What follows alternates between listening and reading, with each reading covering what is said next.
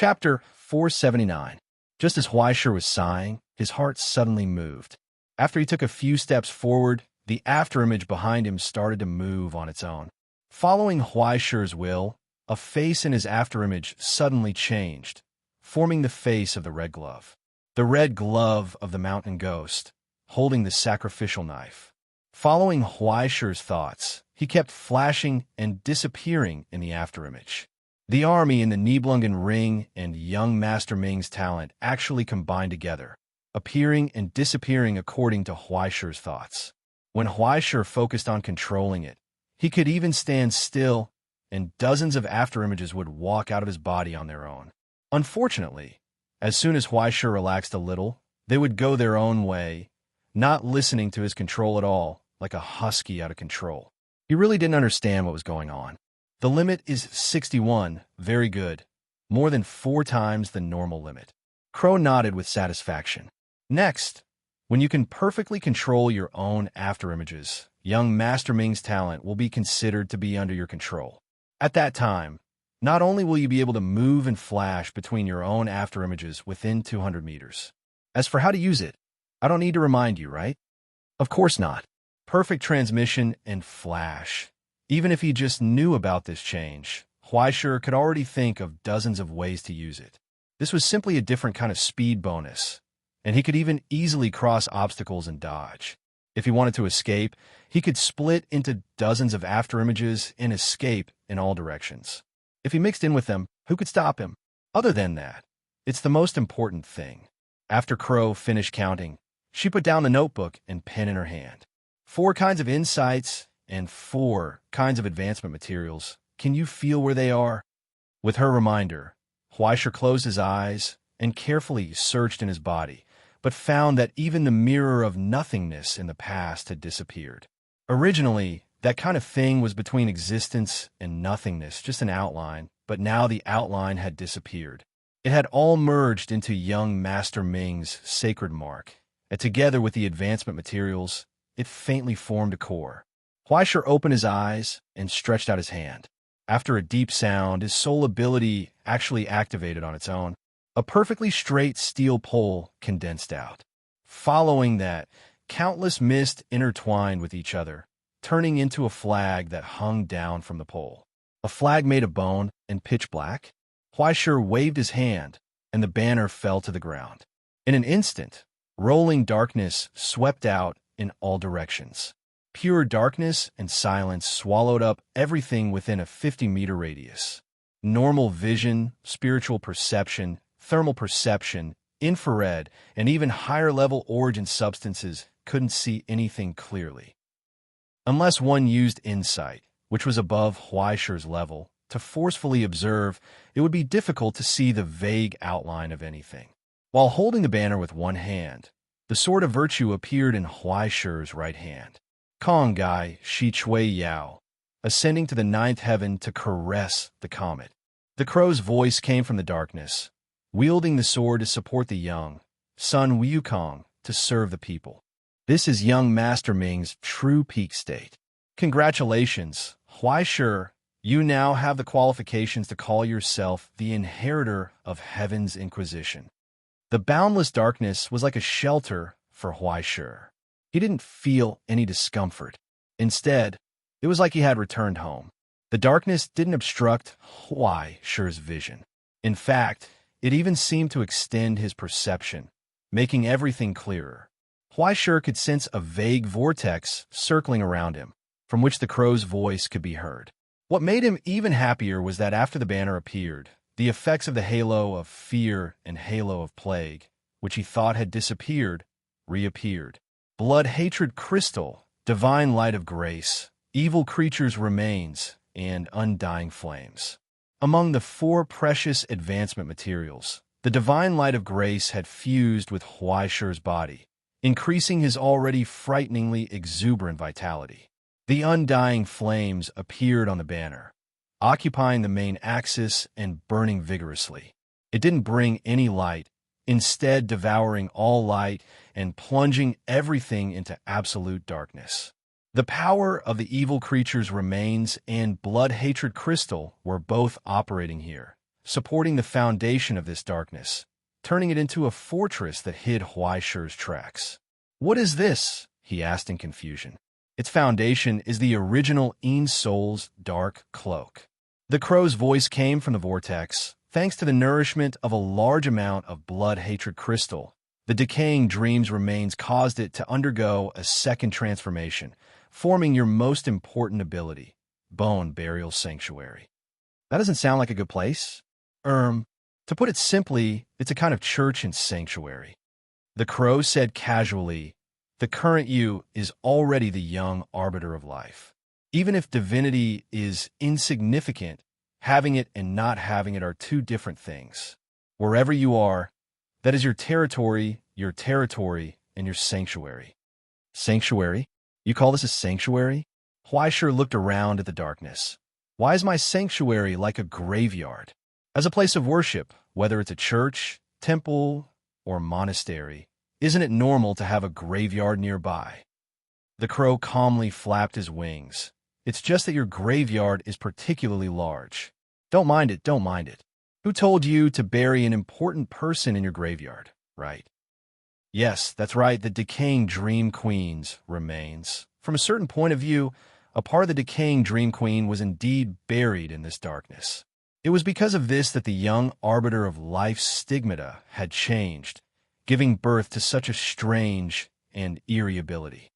I've said it many times, the road of Heaven's Inquisition is a supportive stigmata. Supportive? If you like to be stubborn or reckless, that's your business. But for most people, it's very difficult to have the ability to fight head-on. The young arbiter of life sanctuary is the only ability they can rely on to protect themselves." The crow said solemnly, "If they don't rely on the existence of other tools, whether it's the mountain ghost or the young arbiter of life, their abilities will be limited. It's because of this that they use the ring of Nibelungen to raise an army to make up for their shortcomings. The existence of the sanctuary is to create an advantageous location for the army's battle, and your original Black Fog and Plague are all supports born for this purpose." "Your support?" Huaishir was stunned by the words of the crow. He was so good at fighting. How did he suddenly become a support? Moreover, he had always had the heart to attack. How did he suddenly become a healer? "You mean, I'm a summoner? It's very difficult for me to meet a weirdo like you, whose sublimator can fight more than an army." The crow sighed. "Forget it. Who doesn't have one or two variables? Before the young arbiter of life, whether it was the Een Soul or the mountain ghost, they were all biased toward survival and escape. Whether it was the Een Soul's dark windbreaker or the mountain ghost's life force absorption, they were all specialized in the survival ability of the sublimator to the greatest extent so that they would not die particularly miserably. Before Grade 4, the sublimators of the Road of Heaven's Inquisition only had one signature skill, which was their own sanctuary.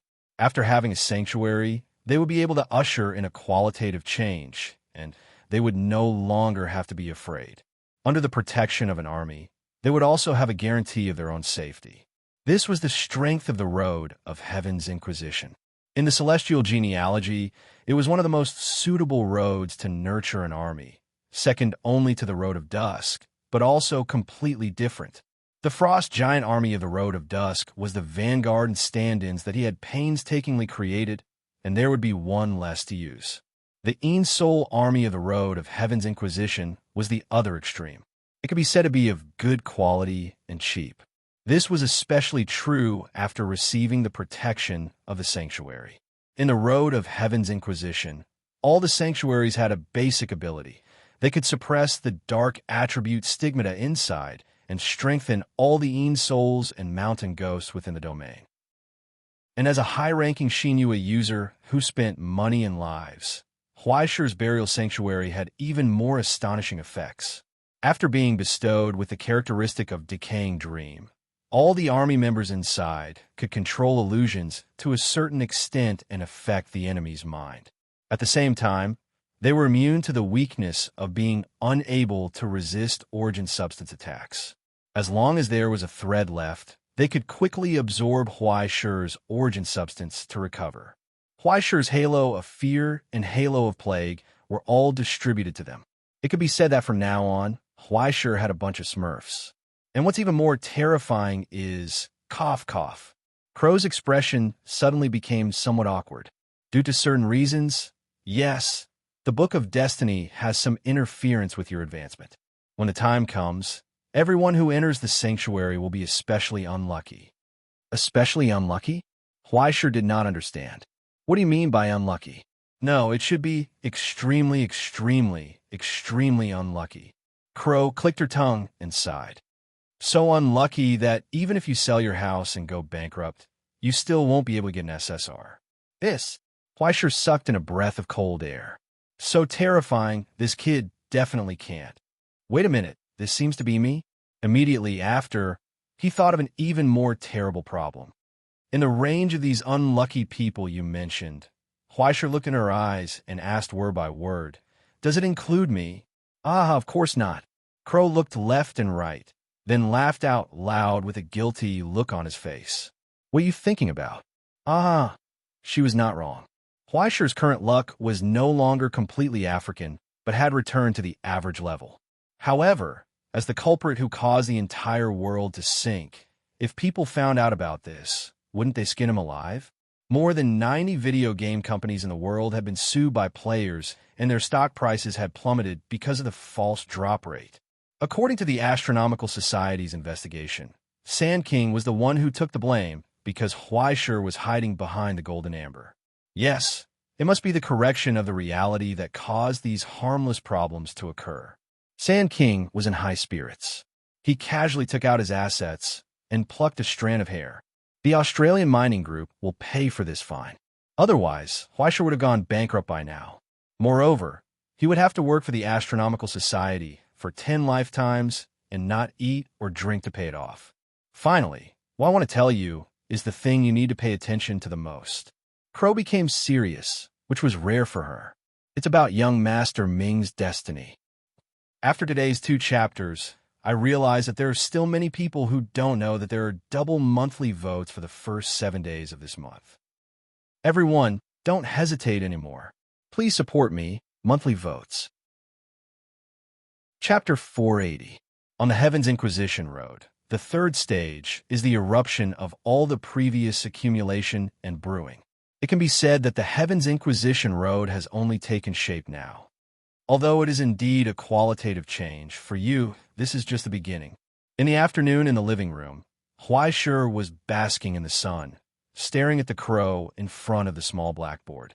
Behind her, a piece of chalk floated in the air, quickly writing down Huaishir's next main goals.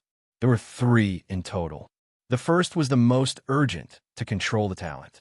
Disasters and miracles were 2 sides of the same coin, especially the sacred mark, which was an existence extracted from the abyss. Huaishir had to learn to control his talent, shadow burial, and control all the afterimages. Only then could he be considered to have truly advanced to young Master of Life. Otherwise, if he left it alone or even became lazy, sooner or later the sacred mark would lose control and split apart, dying a horrible death. In this regard, Huaishir had shot himself in the foot. The more afterimages shadow burial had, the more difficult it was to control them. An ordinary young Master of Life might need a week or 2 to complete the task, but for Huaishir, who had more than 4 times the number, it would take at least 3 to 4 months. But Huaishir didn't care. He even felt that it was quite good. Although these 3 to 4 months were his weakest period, this was the realm after all, and he was the eagle claw of the Astronomy Society, a lackey, who would be so bored as to kill an inspector, looking for death. Moreover, it was only 3 to 4 months, and he might be able to speed it up after a while. At least the control brought by the birth of life was no joke. He would just take it as a vacation. Then, the second thing was to fuse the soul. After completely controlling the young Master of Life's sacred mark, it was time to prepare for the advancement to the 4th stage. And the prerequisite for the 4th stage was the complete fusion of the soul and the sacred mark. It should be said that it was the complete fusion of the ascendant and the sacred mark. From then on, there would be no distinction between them, and they would become the miracle of the abyss in human form. This process was why the 3rd stage was called ether. It was named after the miraculous substance in the legends. At this stage, the sublimator would gradually possess powers beyond common sense under the deep integration of the stigmata. For example, they could walk on water purely by instinct, fly freely without wings, emit rays with their naked eyes, turn their bones into metal, and even grow scales on their internal organs. Before that, the enhancement of the divine mark to the human body must be limited to the human body's ecological system and internal circulation. It cannot be carried out boldly and decisively. Otherwise, it might lead to a sudden death. However, as they entered the third stage, the deep integration began. Humans would gradually evolve from weak human bodies to legendary creatures. It could be seen as the arrival of the second puberty. He began to try to break through the blockade of Zarathustra's secret apparatus and form his own cycle. Although there were still limitations, he had taken a crucial step. In this process, the soul and the divine mark would be deeply integrated and transformed. The combination of the two would lay the foundation for the fourth level. During this period, there were countless cases of the soul and the divine mark collapsing into an eroded species due to the huge difference in type. It should be noted that most wild sublimators could only rely on luck to choose the divine mark. Even if there was no conflict under the suppression of the divine mark, the soul's ability would not be able to grow. It would gradually become dispensable with the improvement of one's strength, or there was no way to improve at all. At this point, there was no chance for him to start all over again. The white wolf hook, the authoritative relic of the master of the lineage, was not something that anyone could get. One wrong step would lead to many wrong steps. If the direction was wrong at the beginning, then one would be stuck at the third stage for the rest of one's life. Or stubbornly stubborn. Take a chance and either go home for dinner or the whole village for dinner. Although most of the time, it was the latter. Huaisher did not have to worry about this at all. This was the advantage of the support type. As long as the basic type and attributes did not conflict too much, there was no need to worry about a tragic ending of sudden death on the spot.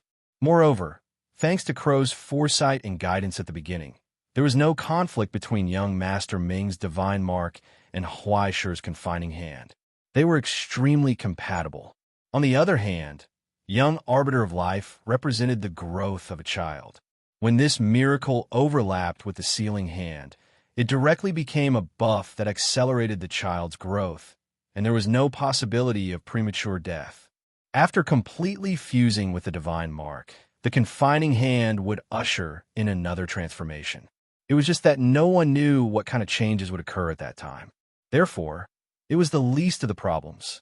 The only problem was that the second condition was completely based on the third condition, that everything went smoothly. Young Master Ming's growth.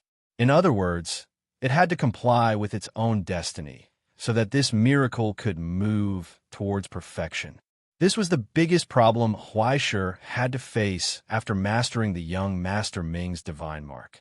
The essence of young Master Ming's miracle lies in the growth of a child. Crow said calmly, "Do you have any idea how to do it specifically? Raise a child?" Huaisher pinched his chin. "Should I sponsor an orphanage? Or go to a preschool school and become a kindergarten teacher?"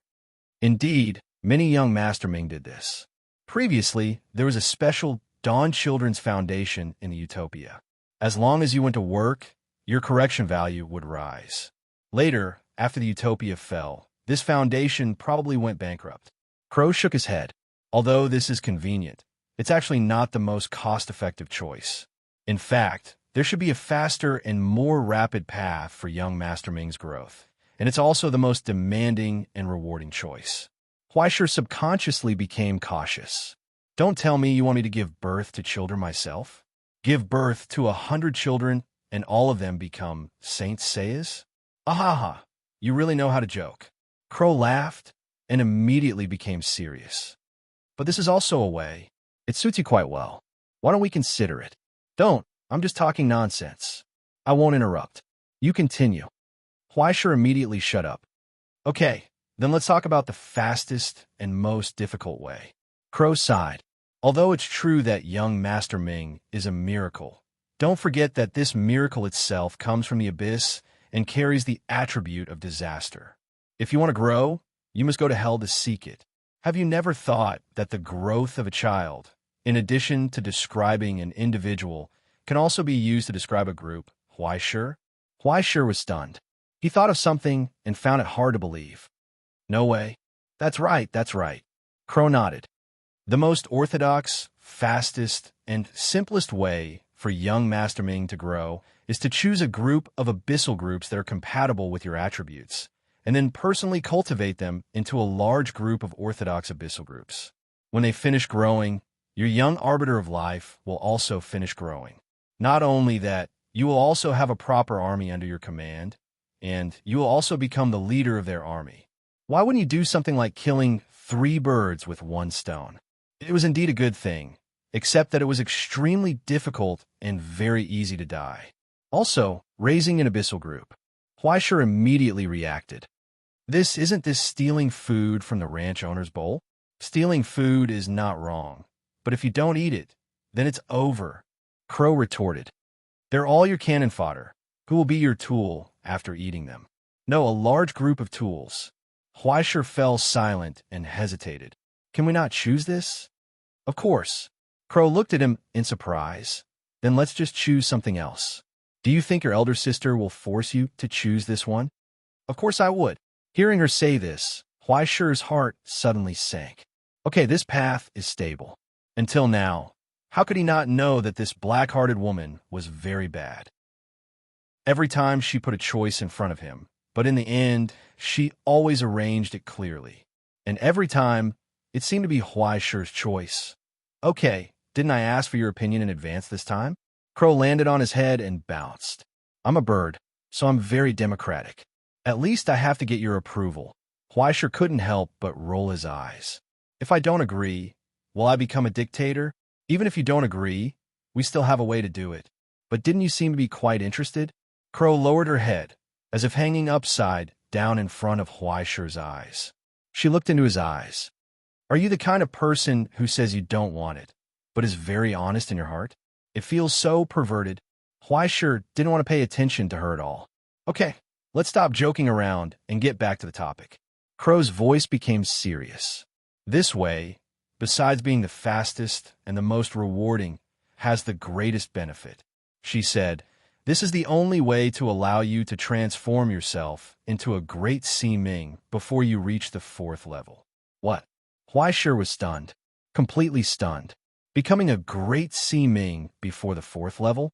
Is it even possible? Big sister, you must be joking. Even if it's just one word, how can these two be the same? 3rd level, 4th level, aren't they all man-made? Crow calmly retorted.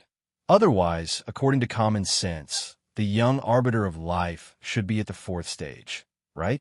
In the end, the young Sea Ming and the great Sea Ming are 2 sides of the same coin. No, it should be said that in order to take care of the Ascender, a huge miracle was forcefully split into 2 parts. Therefore, there's a possibility of merging them again. Otherwise, it would be impossible to steal the chicken before the 4th level. If it succeeds, then you'll be able to evolve into the Cloud Lord as a great Sea Ming. Crow paused and said seriously, at that time, your corresponding 5th level will no longer be the East Lord, but the Tai that only existed in the imagination. Tai? Huaisher's eyes lit up. Is it the Ingzhou person who can summon the battle Tyrannosaurus? Crow sighed helplessly. You're still joking at a time like this? Aren't you joking too? Huaisher slammed the table. But Crow didn't say anything. She just looked at him silently with a calm expression. Huaisher couldn't help but tremble. He couldn't believe it. Really? Yes. Crow nodded. Huaisher was so scared that he wet his pants. Chapter 481. Tai. Even in the legends, the divine title also included the scope of the sun, and some people believe that the two were actually the same. But in fact, the difference between Dongjun and Tai was like the difference between a cabinet minister and an emperor. Even if one looked glorious, in fact, he was just a high-level employee. The other was the true ruler of all things. As the supreme god of the Dongxiao region, he was one of the few powerful gods in the world. Even after observation and deduction, many scholars once believed that this god had never existed at all, and that it was just a fabrication for the sun god, Dongjun. Otherwise, how could there not be a little bit of divinity left to this day? Unfortunately, the fall and disappearance of the gods was an unsolved case, not to mention Tai, who had disappeared thousands of years ago. No one could prove whether his existence was real or not. But now, Crow threw out such a big piece of news in front of Huaishur without any warning, and Huaishur's brain almost stopped working on the spot. Tai really exists? Yes, Crow replied calmly. It did exist, even if it only existed for a moment. But this miracle undoubtedly once circulated in the world. Huaishur swallowed dryly, and he was already a little eager to try. But before that, at least there were some questions that needed to be clarified. What is the success rate? Don't worry about that, Crow said. If you can succeed, then it will be 100%. Huaishur was speechless. So I'm just a little white mouse to explore the way? I'm afraid there's a sudden death waiting for me. Didn't I say that the celestial genealogy completed a total of 7.5 paths of sublimation? Crow looked at him innocently. This is the other half. In fact, the path of Heaven's Inquisition was a semi-finished product that the Utopia had not been able to complete until the fall of the Utopia. Although it could be proven that this path of sublimation ultimately led to the sun god, Dongjun, after real verification, it was discovered that Dongjun was still not the theoretical limit. It should be able to go further. But after that, no matter what method he used, he couldn't improve on this foundation. In countless simulation experiments, no matter what method was used, Dongjun's stigmata would directly collapse and turn into an artificial sun. Perhaps there was a premise that had been overlooked, or perhaps there was a flaw that had not been noticed. This was the difficulty that Kingdom of Heaven had not been able to overcome until the fall of Kingdom of Heaven. Until the split of Utopia, no one had been able to become East Lord, let alone try to become Tai. Don't worry. Since I've said so, I'm 100% sure of success. Crow comforted him. Besides, don't the stigmata grow on your body? Isn't it up to you whether you're willing or not? As she spoke, she raised her wing and patted Huaishur's shoulder, making a sincere and magnanimous promise. Even if you don't want to enter Tai, I won't force you. Really? Huaishur was doubtful. Of course it's true. Crow replied habitually, Why would I lie to you? Huaishur, Crow, in the silence, Huaishur stared straight at Crow. Crow also blinked innocently at him, her eyes full of sincerity and kindness. She looked very credible, but Huaishur couldn't help but feel a chill run down his spine. He felt that her arrangement was already on the way. I have a question. Huaishur suddenly said. Well, ask away, Crow said. I want to hear the truth. I need you to make a promise to your words. As he spoke, Huaishur's expression was unprecedentedly serious. He stared straight at the black-hearted woman in front of him. Are you Tai? No. Crow shook her head and asked in confusion. What are you thinking about? There are only 3 gods in the present realm. Excluding the White Crown King, whose fate is unknown, there's only one in the American lineage, and one in the Continuation Academy. Do you think that if a god is still alive, the Astronomy Association wouldn't know? She paused for a moment and immediately became happy. Oh, in your heart, is my image so glorious and great? It really makes me a little happy. Huaishur was speechless. She was right. There were only 3 gods left in the world. The White Crown King, who was uncertain whether he was still alive, the existence of an extremely confidential existence in the Continuation Academy, and the backer of the American lineage, who was barely holding up the overall situation. Other than these 3, there couldn't be any other gods left in the world. Moreover, if I were a goddess, Crow asked seriously, wouldn't you be a bootlicker? Huaishur rolled his eyes again. What was wrong with him to think that such an unreliable, black-hearted woman was a god? If she were a god, the world would have fallen into hell long ago, wouldn't it? But even if he knew in his heart that this was just his imagination, he still couldn't help but breathe a sigh of relief. He couldn't help but start to consider her suggestion. Whether it was Dongjun or Tai, they were too far away for him. Now, Huaishi's top priority was to master the young master of life stigmata. Otherwise, what was the point of thinking about the name of the child in the future when he hadn't even touched his partner's little hand? What he was considering was whether to use the method provided by Crow. He was a little tempted. Just like how Crow knew what he would choose from the beginning, he also knew that he couldn't resist the temptation of this method. Cultivate a large group of hell that belonged to him. It was indeed killing 3 birds with 1 stone. He could take the long view and think about it carefully. But the problem is, Huaishi had a headache. If I do this, won't it cause distortion in the present realm? As the Red Stick fighter of the Command Bureau, it was one thing to say that he was secretly a traitor of a utopia, but he also had to secretly communicate with hell and raise a group of demons and ghosts as henchmen. This was no longer at the level of knowingly breaking the law. No one knew that the Book of Destiny was in his pocket, but raising a group of hell creatures couldn't be hidden from others. What if his old leader reported him, and then the 4 major armies descended from the sky and wiped him out? Distortion in the present realm? You? Crow was amused. Silly boy, I'm not looking down on you. Even if you directly freeze now, you won't be a threat to the present realm. Besides, raising demons and ghosts in the abyss is a tradition of a utopia. Okay? In the past, they treated hell like a pigsty, raising waves and killing waves as if they were harvesting leeks. If they really wanted to investigate this, it wouldn't be your turn even if they killed the top 100. You can rest assured and boldly earn correction points. Even if this world is in trouble, it's definitely not your fault alone. Correction points, degree of distortion. Both were terms for change, a unit to quantify the change in the present realm, and at the same time, a factor to measure the depth. The changes in miracles and disasters all depended on this. Crow didn't say much about this, but simply told Huaishi straightforwardly, if the change is good, then it can generally be called a correction. If this change is bad, then it can be called a distortion. The two are not constant, and sometimes they transform and image each other. The specific calculation method is probably only known by the department in charge of the Doomsday clock in the Continuation Institute. You just need to know one thing.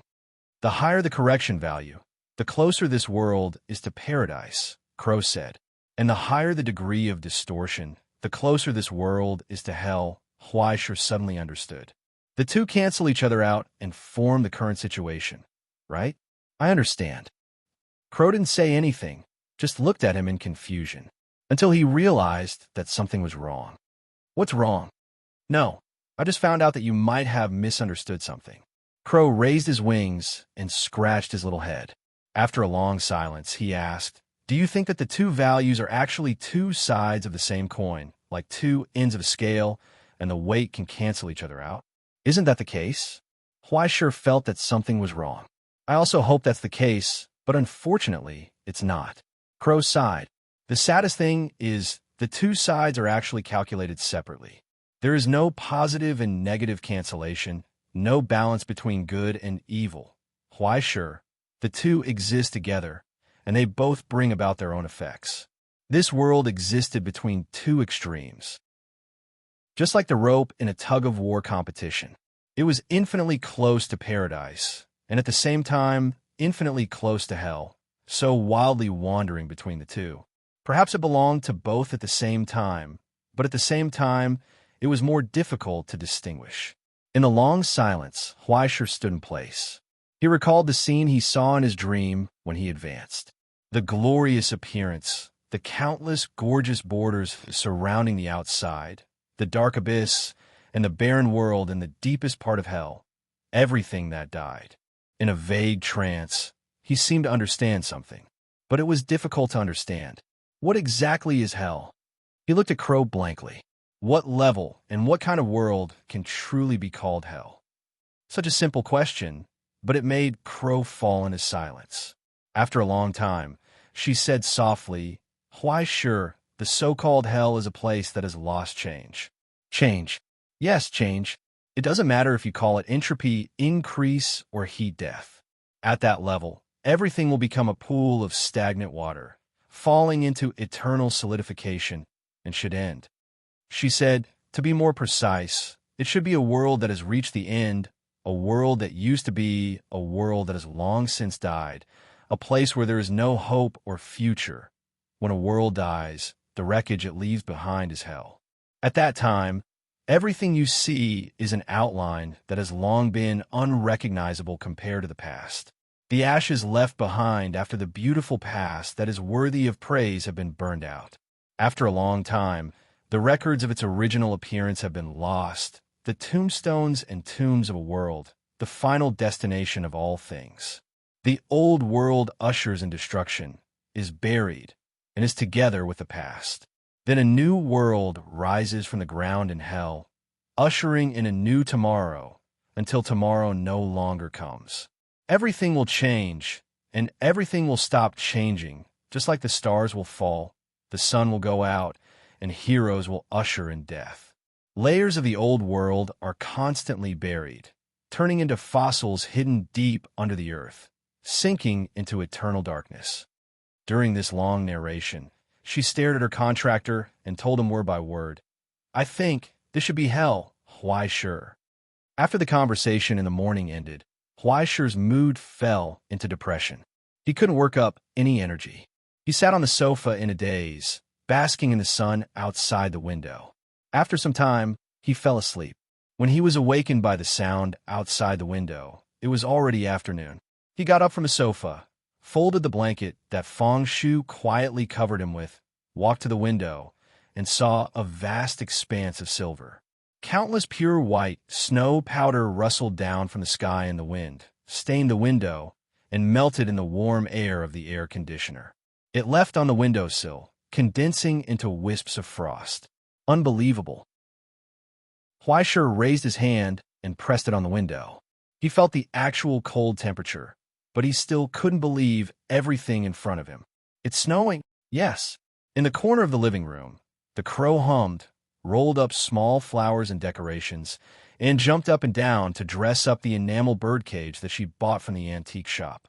When you advanced, you slept for half a month. She turned around and said, "Tomorrow is New Year's Day. Haven't you noticed?" Huaishir took out his phone from his pocket and stared at the date with wide eyes. December 31st. It's New Year's Day. It felt like he had slept for a long time, and when he opened his eyes, the whole world was different. Huaishir pushed open the door. In the cold wind, he felt cool and comfortable. In the courtyard, the fat horse that had never seen snow before was holding Beelzebub in its mouth and running around excitedly, neighing loudly. Huaishir scratched his head helplessly. He studied the horse's silhouette, which had become rounder in a while. Suddenly, he had a headache. It's so fat. What did Feng Shu feed it? It's so fat. Can it still run in the future? If I ride it out in the future, I'll probably be called the Prince of Fat Horses, right? Sensing its underling's disrespectful gaze, the white horse snorted coldly. It raised its nostrils and blew 2 streams of hot air at his face. Then, it raised its head proudly and turned to leave. Yes, it was holding the screaming Beelzebub in its mouth. For some reason, it quite liked this new toy. It treated it like a tape recorder. Whenever it was bored, it would kick it and wait for it to do crosstalk and storytelling. Fine. Huaishir helplessly looked at the iron book that the horse kept spitting out fragrant sounds from its mouth. He waved his hand, telling it to pray for itself. In this family, even the horse's status was higher than his. He really couldn't live like this. But when the snow fell on his shoulders, he felt the cold and the noisy scene in the city at the foot of the mountain in the distance. Huaishir's mood instantly brightened. Reaching out to catch the falling snowflakes, he sighed deeply. It's almost New Year's Day. Time flew by so quickly. But now, when he looked around, it felt so long. In July, he became an ascender. In August, he took revenge and killed Chi-1. At the end of August, he was on Mayflower. In September, he ran to the rookie competition. Then, it was the Night of the Witch. Then it was Stellaris. After going around in circles, he finally became the young arbiter of life. It only took him 5 months. It was so short, but when he recalled it, he felt so fulfilled. It was like sitting on a roller coaster, rushing forward all the way. He couldn't even find a place to stop. While his life was completely different, It also became so busy and noisy. He realized his wish, had a family, and obtained power. Before the age of 17, he longed for a change in his life.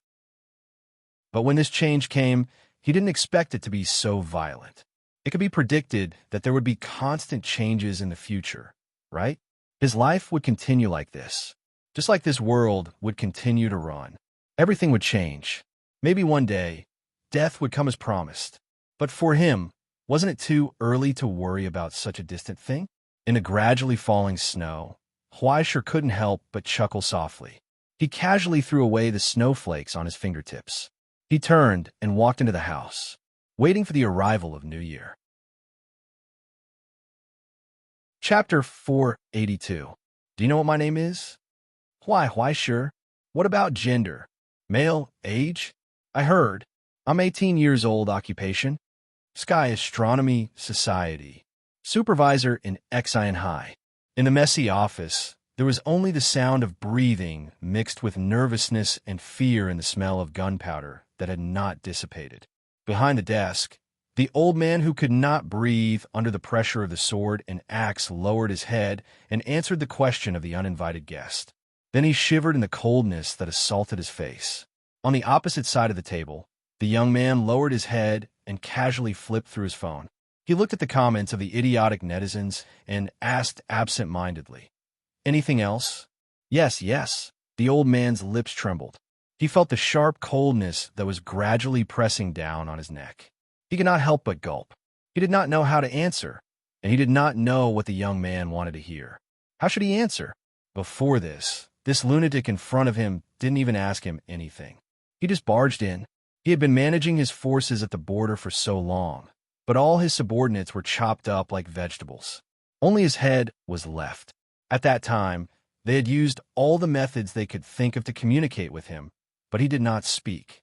Now, he finally opened his mouth to speak, but he did not know how to answer. The old man's mind turned quickly. He pondered over the meaning of Huaisher's words. He only hoped that he would not be beheaded like those brothers from a few days ago. Huaisher, 17 years old, supervisor in Xian High, beheading king of Jinling, Astronomy Society's most famous executioner in Asia, king of killers. What did he want to hear? No, it should be something that he could give, right? I understand. He was stunned for a moment. He looked at the safe behind the hanging painting beside him and finally understood. I'm new here, and I'm not familiar with the local rules. Please be magnanimous. Please allow me to show some of my sincerity. Losing money to avoid disaster. These border smugglers, even if they looked rich and powerful, were insufferably arrogant. In fact, compared to the truly tyrannical people, they were just like dogs. Even if Huaisher had barged in today and killed him like how he had killed a chicken a few days ago, he would have written a report and added a black letter. No one would have dared to complain for him. If he wanted to live long, he had to bribe everyone. Originally, there should not have been such an oversight, but the problem was that this inspector had risen too quickly. He was cold and unapproachable, and had never paid any attention to unrelated invitations. They couldn't get in touch with him, and they didn't have time to test whether this big brother was as ruthless and unreasonable as the rumors said. In the end, disaster struck. Now that Huaisher had asked him a question, he was not surprised but delighted. It was just a matter of spending some money. It would be great if he could buy his life. But right after that, he felt the saber and axe on his neck suddenly press down a little. It was bone-chilling cold. The young man sitting opposite him rolled his eyes. When he raised his eyes, his expression turned cold. "Am I asking you this?" Huaisher asked coldly. "Do you think that a Xinhai inspector can't deal with you, or that a 17-year-old kid is easy to fool? Or do you just think that I cut down all your subordinates, rushed into your nest, pressed you in front of the axe, and asked you questions for fun?" In this room that was shrouded in darkness, it was as if winter had arrived. It was clearly summer, but that gloomy, murderous intent was like a cold wind, freezing people in place and making them shiver. The young man lowered his head to look at him and asked word by word, "Do you know what time it is now?" The old man was stunned on the spot. His lips were humming. He wanted to beg for mercy, but he could not speak. He racked his brains to recall when it was recently, but no matter how hard he tried, it was difficult to think of anything wrong. This was just an ordinary May. As usual, there was no problem at all. Even the astronomical meeting to crack down on smuggling was at the end of the year and the beginning of the year. But in an instant, he suddenly realized. Could it be your birthday? Birthday my ass. Huaishir was furious. My birthday is in April. It's already over. Do you really think I care about your little money? Do you King know that today is already May 29th? The old man was dumbfounded. Huaishir was furious. He slammed his hand on the table and shouted angrily, "Do you know that I'm going to take the college entrance exam in a week?" What the hell? The old man could not react. You know that I'm Huaishir. You know that I'm 17 years old this year. Don't you know that I'm still a high school student and have been busy with exams recently? Huaishir pulled out the sacrificial knife and stabbed it in front of the old man's face. He stared into his eyes. Do you know what it's like when you're revising before the exam and someone suddenly sends you a text message saying that it's time for you to King work, and then they come out into the hot sun to chop you smugglers? In a long days, the old man couldn't believe it. Just because of this? More than a dozen border smugglers, all of their hard work and savings, a total of more than 400 people's heads, and dozens of routes that added up to more than 1 billion yuan every month. Just because you're going to take the college entrance exam and plan to study hard. It's all gone? His face turned red. He didn't know where he got the courage to ask the Jinling Guillotine King in front of him, "Is there something wrong with you?" Of course, Huaishir asked solemnly. Is your stupid business more important than my studies? I don't care how you deal with your illegal activities. Today, I'm telling you, I want you to tell everyone you know, Huaishir unsheathed the sword of virtue and placed it on his neck. 7 days before the exam, 3 days during the exam, and 10 days during the exam, stop all smuggling and whatever other business you're involved in. She spat out. I want you to King stop. If I receive a text message after I enter the exam room, and someone says to me, sorry, there are a few idiots who smuggled in here selling illegal drugs. You should go and check it out now. I don't need to say more about the consequences, right? I don't care who your backer is, who's behind you, and what kind of bastard you're working for. Whoever dares to cause trouble during my exam, I'll teach them a lesson. Do you understand? The old man screamed involuntarily, because the sword of virtue had been nailed into the back of his hand on the table, burning the wound and making a sizzling sound. I understand, he screamed. I understand everything. Very good. Huaishir nodded, pulled out the sword of virtue, and looked at him one last time. Then I wish you good health and good luck. With a wave of his hand, he called back the ghost. He turned and left with the gradually thinning darkness, leaving the old man sitting in the office with the smell of blood still lingering. As he politely closed the door softly, the ravaged solid-wood desk instantly collapsed, shattered, and fell to the ground. In the silence, only the dull old man was trembling.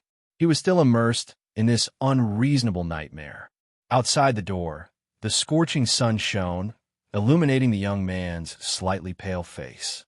Summer is coming, he sighed and looked up at the clear sky.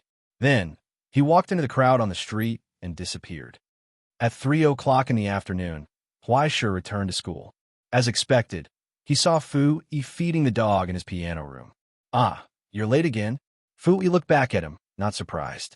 Then the dog skillfully walked to the corner when she wasn't paying attention and raised its leg. Huaishir immediately sent a kick flying, but in the end, she kicked nothing but air. The lousy dog had already hidden behind Fu Yi and was grinning at her proudly. Why are you urinating everywhere again? Fu Yi looked down at it angrily. The dog is disobedient. Most likely it's pretending. Huaishir stood next to her and suggested, castrate it. Do you need my help?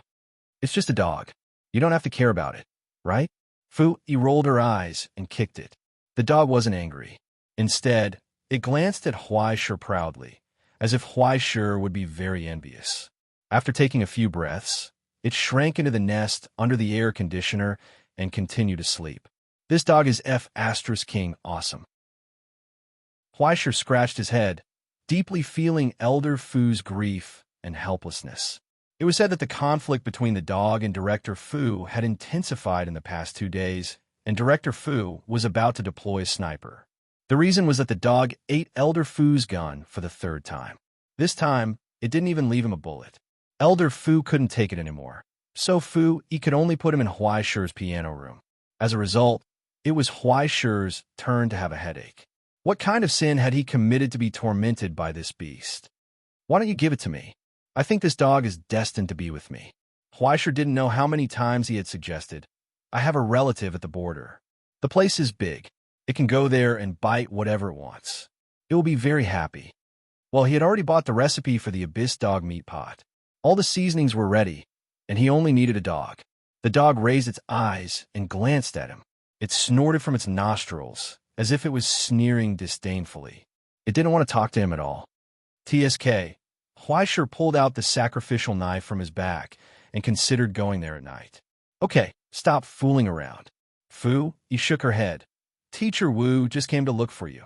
Just tell her that I went to revise. Huai Shi replied without any shame. He told the truth. I just performed a cello piece. Everyone who heard it said it was good. Everyone has to be present for the disaster drill class, Fu Yi said. You've already missed 3 classes. You can't explain it to the academic affairs office. Huai Shi walked to the window and looked down.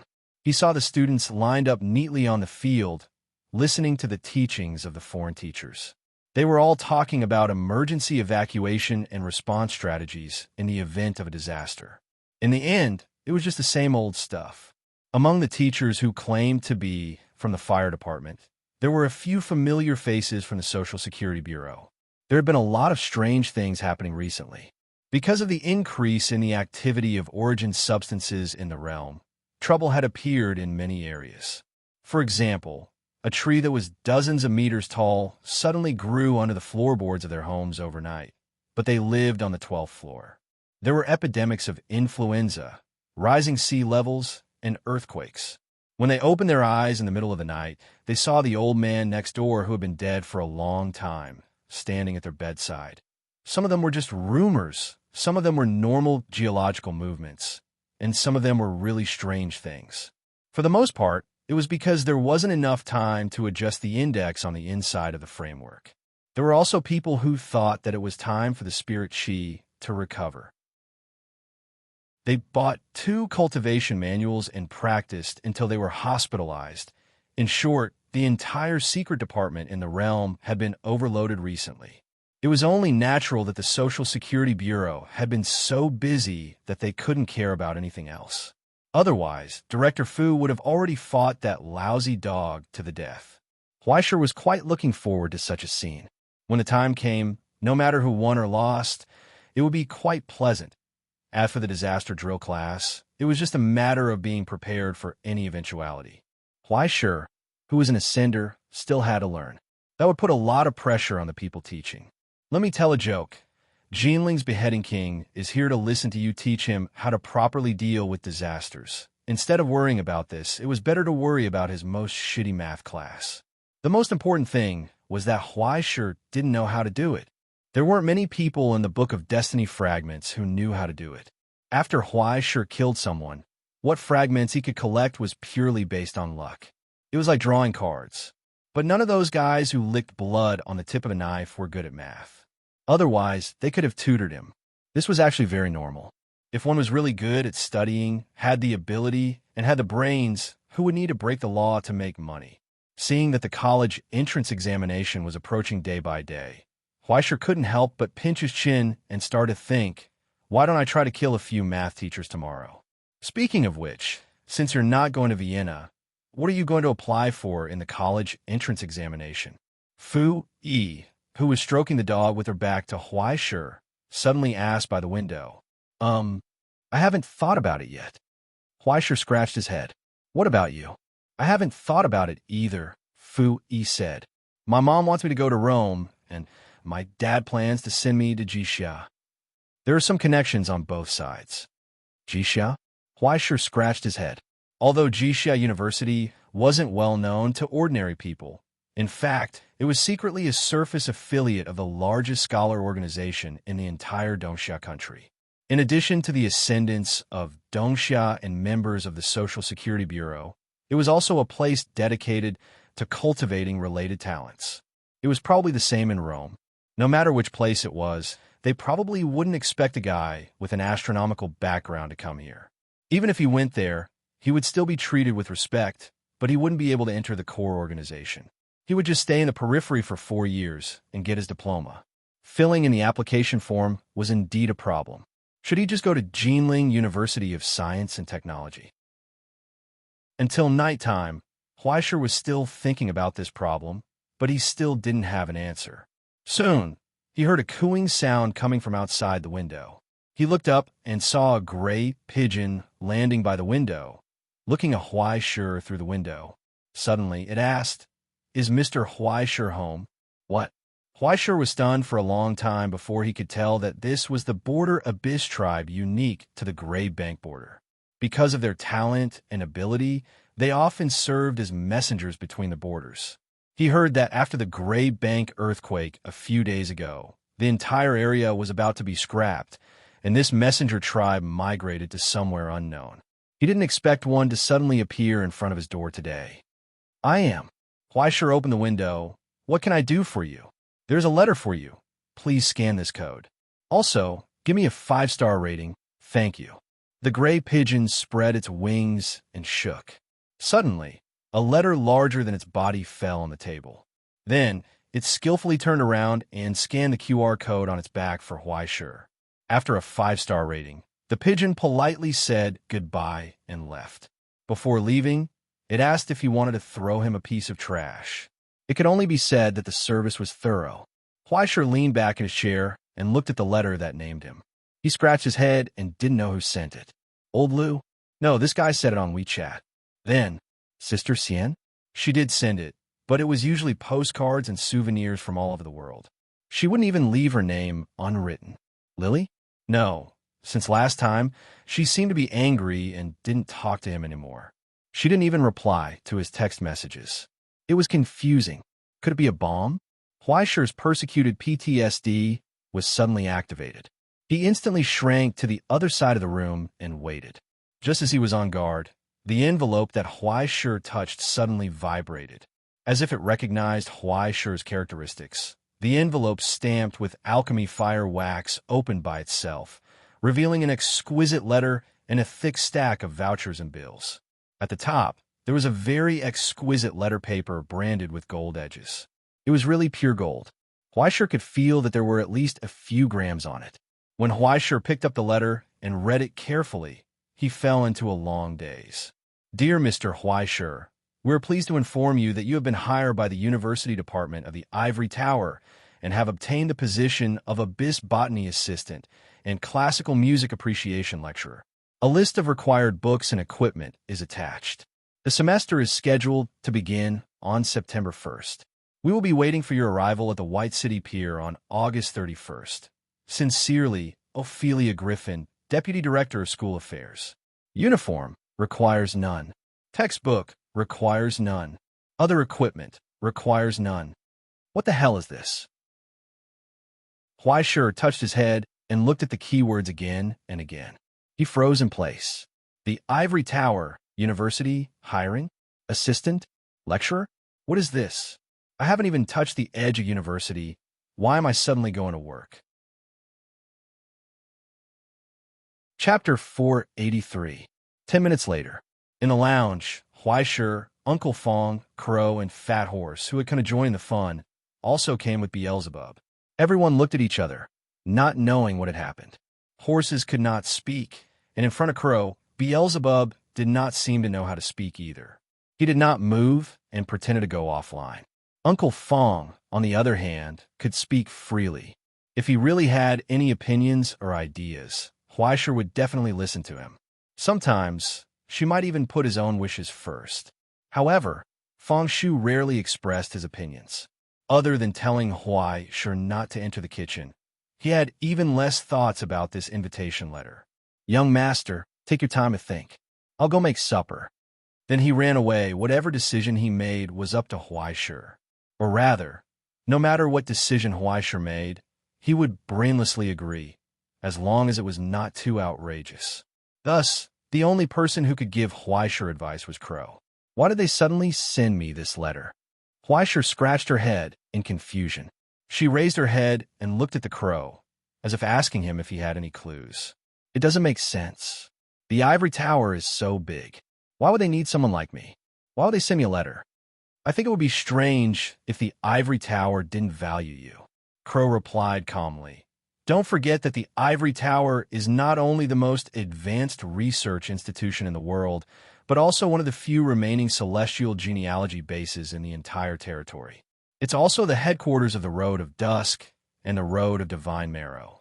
Why wouldn't they value a rising star in the same genealogy?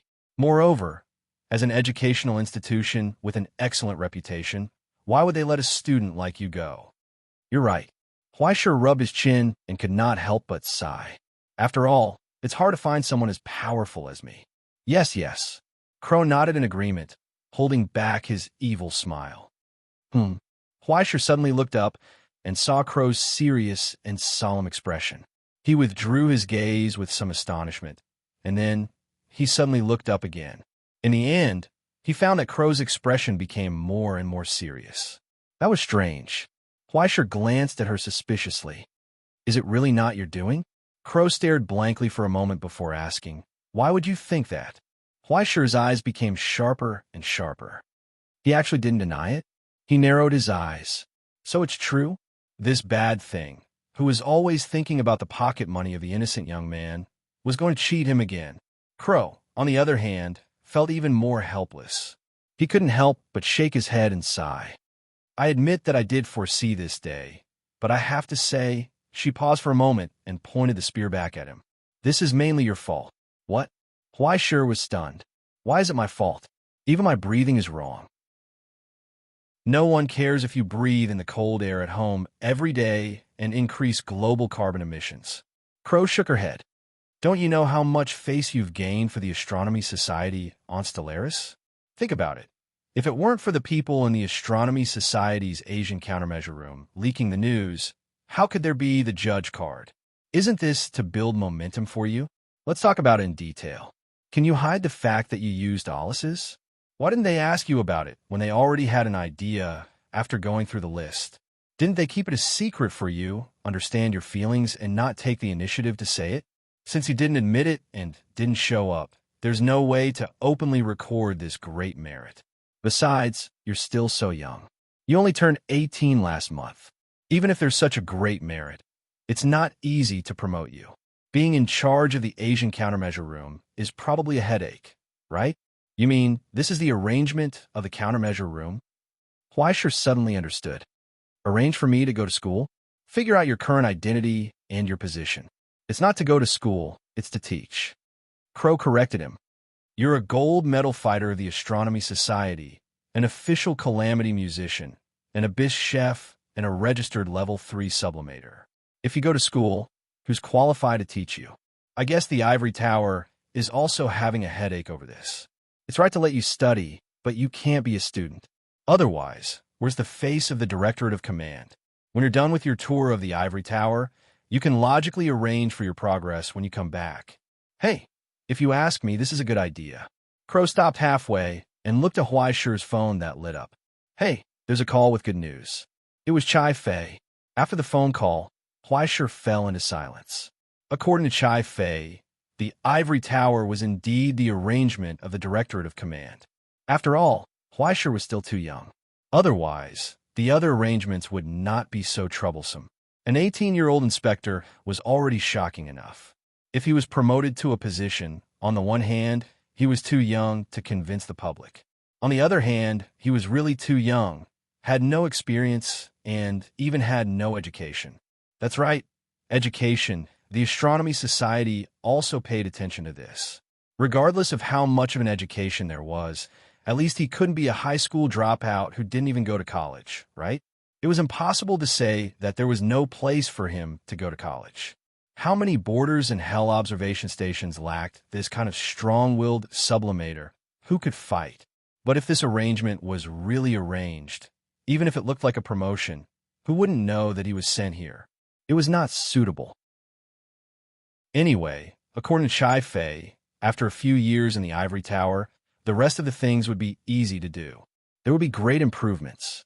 Don't worry, today's meeting has already adjusted the next job arrangement. Guess what? The second military officer of the Jinling Astronomy Society branch will be transferred in 4 years. It's just when you're about to finish your studies. Isn't it a coincidence? Okay, it's a coincidence. It's really a coincidence. Logically speaking, this kind of arrangement was really clear. His mother had opened the door for him and understood everything. It could be said that it was not thoughtful, not considerate, and not heavy responsibilities. Even if he was a husky, he should be able to understand the deep expectations and trust of the organization. And it also saved him a lot of trouble. The road to heaven was already at his feet, and it was a version with a conveyor belt. As long as he stood on it, he could reach the destination by lying down. But for some reason, even if Chai Fei intentionally or unintentionally hinted that she was testing Huaishir on the phone, Huaishir was still hesitant in his heart. He didn't give her a clear answer. He only said that he would think about it. But after thinking about it for a long time, he didn't say in detail. Chai Fei also didn't rush him to make a decision. She only said that before September, if there were any problems, he could call her at any time. The phone hung up. Huaishir lay on the sofa and stared blankly at the ceiling. He lowered his head and looked at the invitation letter on the table. "You really don't want to go?" Crow asked. "I don't know." Huaishir shook his head and scratched his messy hair. "I'll think about it again." He didn't say anything more. He threw the invitation letter on the table, got up, and went back to his room. After taking a shower and brushing his teeth, he lay on the bed and closed his eyes. He simply didn't want to think about this mess and quickly fell asleep. But when he was half asleep, he couldn't help but open his eyes and look at the phone on the bedside table. He wanted to make a call. But who should he call? What should he say?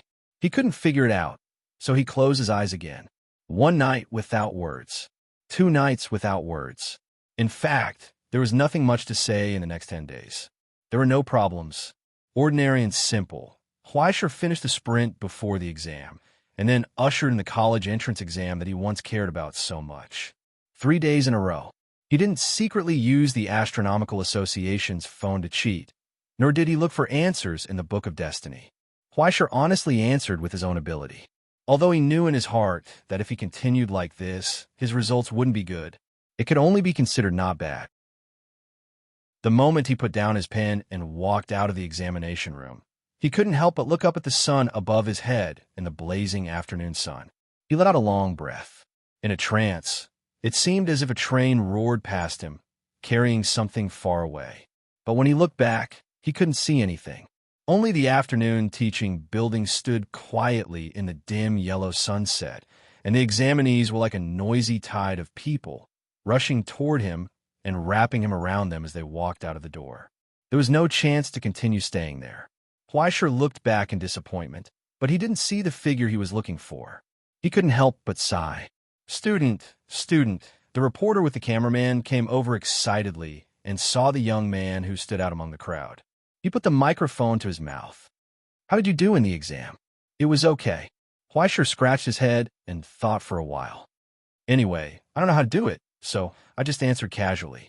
Obviously, the reporter didn't expect such a frank answer. He was stunned for a moment, then immediately understood. "Were you too nervous?" "Not really," Huaishir replied. "Compared to protecting the world, it's just so. It's just that I don't know how to do it." The reporter was stunned. His expression couldn't help but twitch. He couldn't help but laugh. "Student, you're so humorous." "Yeah." Huaishir also laughed and looked at the reporter in front of him. He suddenly raised his hand and patted him on the shoulder seriously. "So, you must live well and cherish every day." Without waiting for the reporter to ask any more questions, the young man waved his hand and turned to leave. The reporter and cameraman looked at each other, not understanding where this chinibi came from. In the crowd, Huaishir picked up the phone. "Hello, Huaishir, are you done with the exam?" Fu Yi's voice came from a phone. "Are 5A's coming? Hurry up, or the phone will be snatched away." Come. Today, I'll let you know what it means if the heavens didn't give birth to me. Little Peggy, it would be like a long night." After answering the phone, Huaishir took a bicycle and ran away like it was flying. The disappointment he felt just now had long been thrown into the trench prison. Today's game had to be played today. Tomorrow's matter could be dealt with tomorrow. Chapter 484. Peaceful days were always too short. Sometimes, Huaisher even felt that when he was involved in all kinds of troublesome things, a few short days felt like hell. He felt like he could write 1 or 2 million words in a novel. But once he entered a peaceful rhythm of life, time passed at a frightening speed. Every morning, he would wake up at 8, eat, and practice for 2 hours. In the afternoon, he would attend Crow's alchemy class and continue to study metals. Then, he would control the young arbiter of life's stigmata. After dinner, he would play games. Before going to bed, he would replenish Lord of the Flies' source substance to speed up Beelzebub's recovery. Then, he would sleep until the sun rose. Ever since the exam ended, Huaisher had been living like this. After some consideration and hesitation, Huaisher finally chose to fill in his application normally and chose a few universities in Jinling and Lin. Since he had no clue, he might as well choose a few that were close to home. Occasionally, he would continue to hesitate over the Ivory Tower's invitation, but he would quickly forget about it. Anyway, he would only decide in September. There was still a lot of time. Just like that, the days passed by. Huaisher's control of the young arbiter of life's stigmata finally reached its current limit. In reality, it had only taken him a little more than a month to truly master the stigmata. However, that could only be said to be barely enough. After activating the stigmata, he was able to seal the miracle of sublimation within his body so that he wouldn't constantly leak air like a rubber ball. Even when he yawned, he would split into afterimages and waste origin substance in vain. However, when it came to his own 61 afterimages, which were more than 4 times the normal number, Huaisher's life was in danger. It was an impossible proposition to control the movements of all 61 shadows at the same time.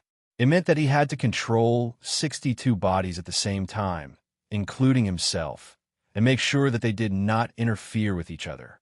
Unless Huaisher immediately booked a split personality surgery on the darknet, forced his source substance to be divided into 62 parts, and went online with 62 different thoughts at the same time.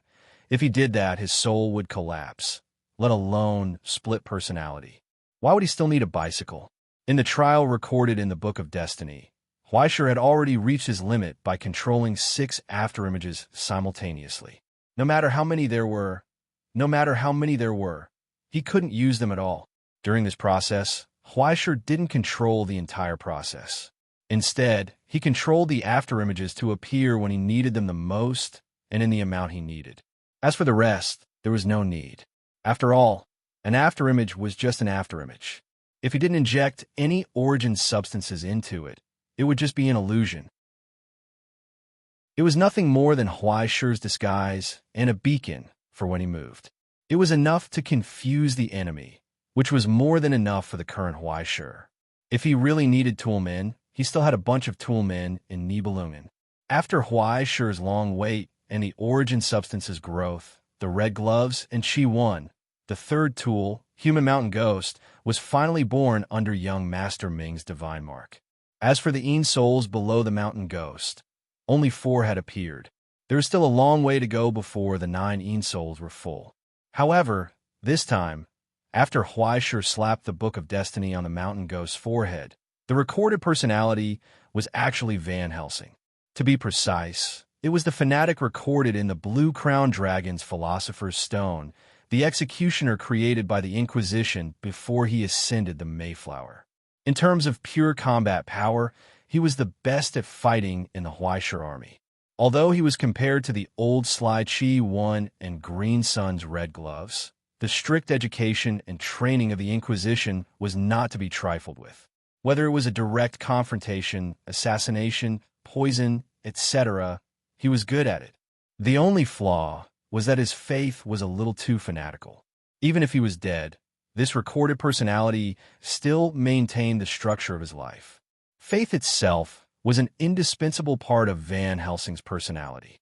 But when he no longer had anything to do with the Holy Spirit genealogy, this faith inexplicably transferred to Huaishur. Unlike the Red Gloves, who cherished his words like gold and chi when he was sneaky like a dog, Van Helsing looked similar to a middle-aged priest.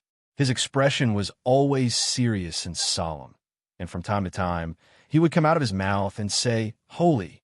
This made Huaishur often wonder if he was possessed by a lizard, and he would touch his head to confirm if he had turned into a dog's head again. How should he put it? After hearing so much, it felt quite good. During this period, there was another good thing.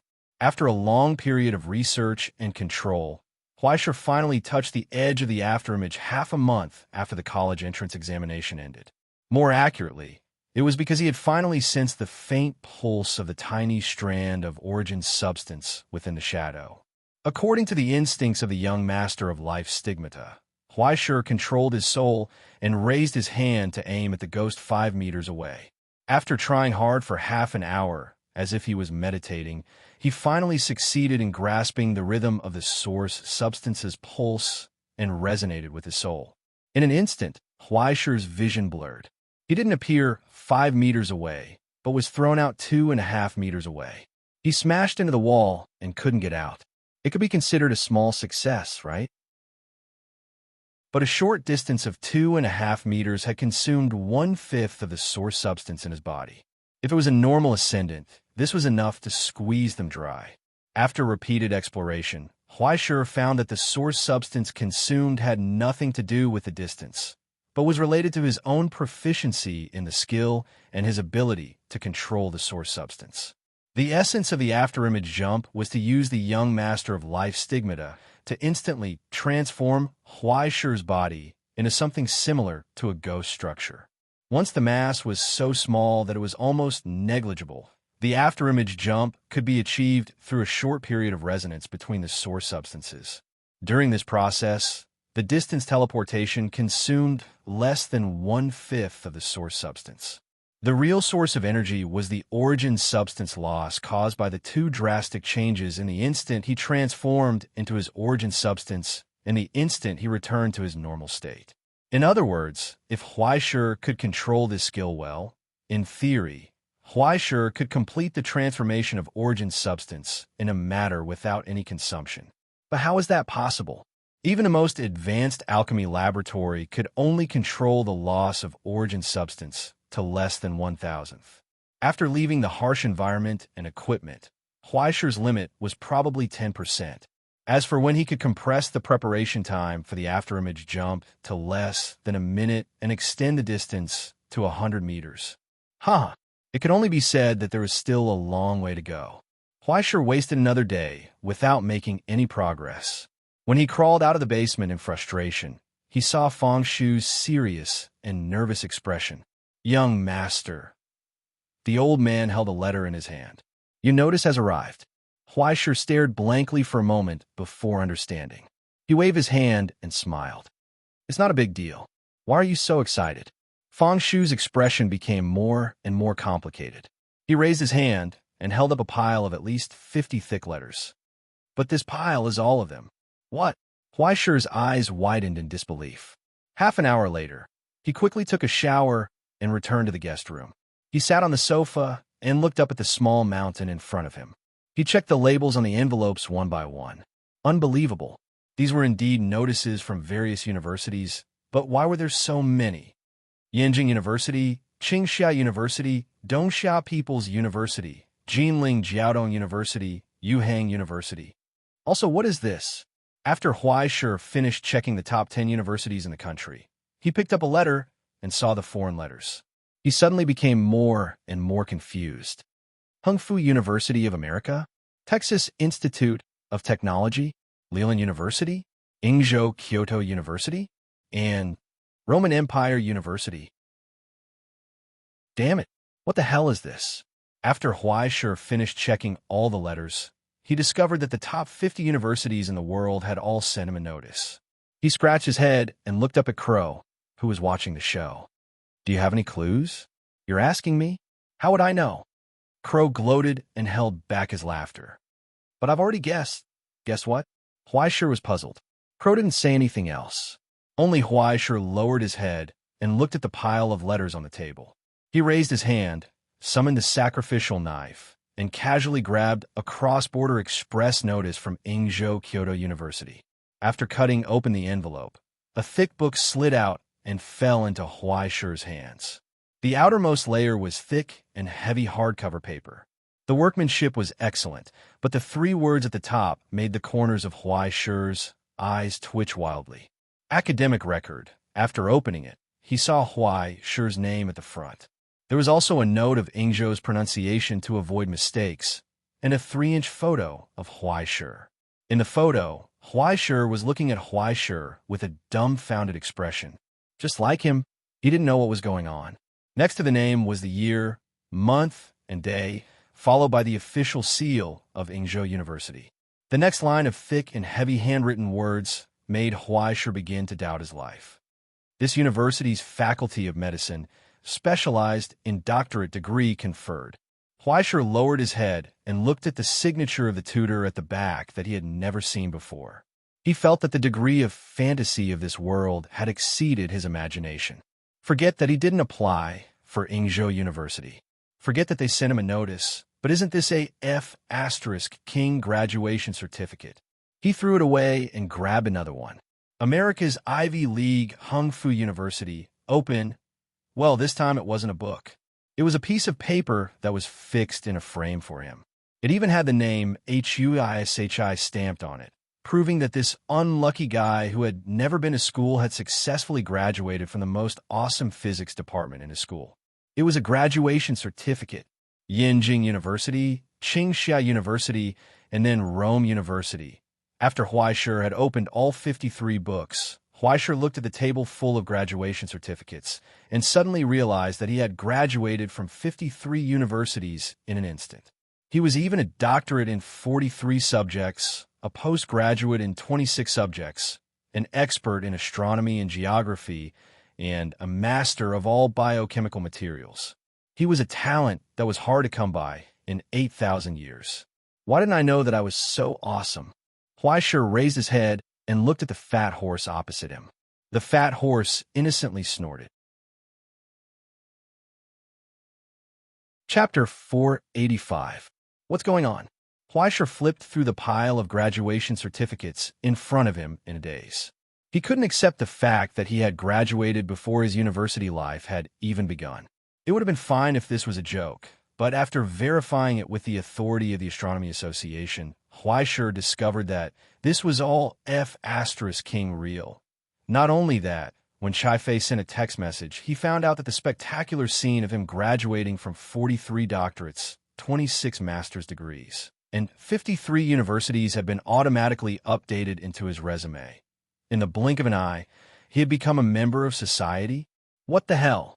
Huaishi took out her phone and dialed the number of Jindu University.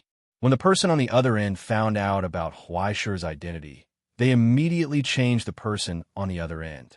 Then, the tutor that she had never seen before said in a booming voice, "That's right, Huaishi Jun, you've already graduated.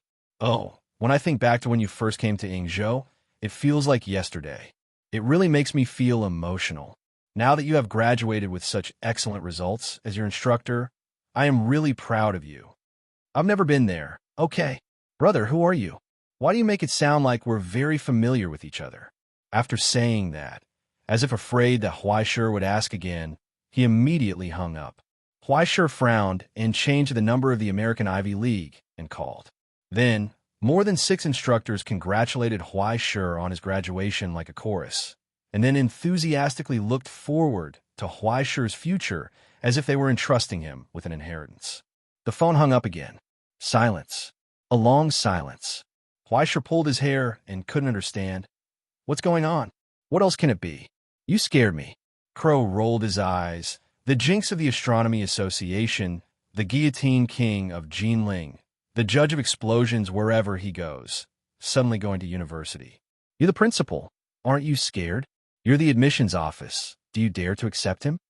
Huaishi, who suddenly realized that he had become notorious, fell into a daze. It was as if he saw a group of frightened instructors behind the podium waving at him. "Big brother, let's talk things over. You better not come. I'm just going to study." Huaishi was furious. "Do you think I'll blow up the school?" "That's hard to say." Crow looked at him sympathetically. Look, I believe that your luck has turned for the better. But whether other people believe it or not is another matter. But this is that guy's style. Ha ha. Ooh, Huaisher smelled a conspiracy. Who else could it be? Crow gloated and laughed. Of course it's your next boss, the headmaster of the ivory tower. That old thing really likes to tease people. It seems like he thinks highly of you. What the F***? Huaisher was infuriated. I used my connections and gave you more than 50 graduation certificates in one go. How can you not be optimistic? Crow shook his head and lamented. That guy has always been a person who believes in the supremacy of talents. No, I should say that he likes to tease talented people the most.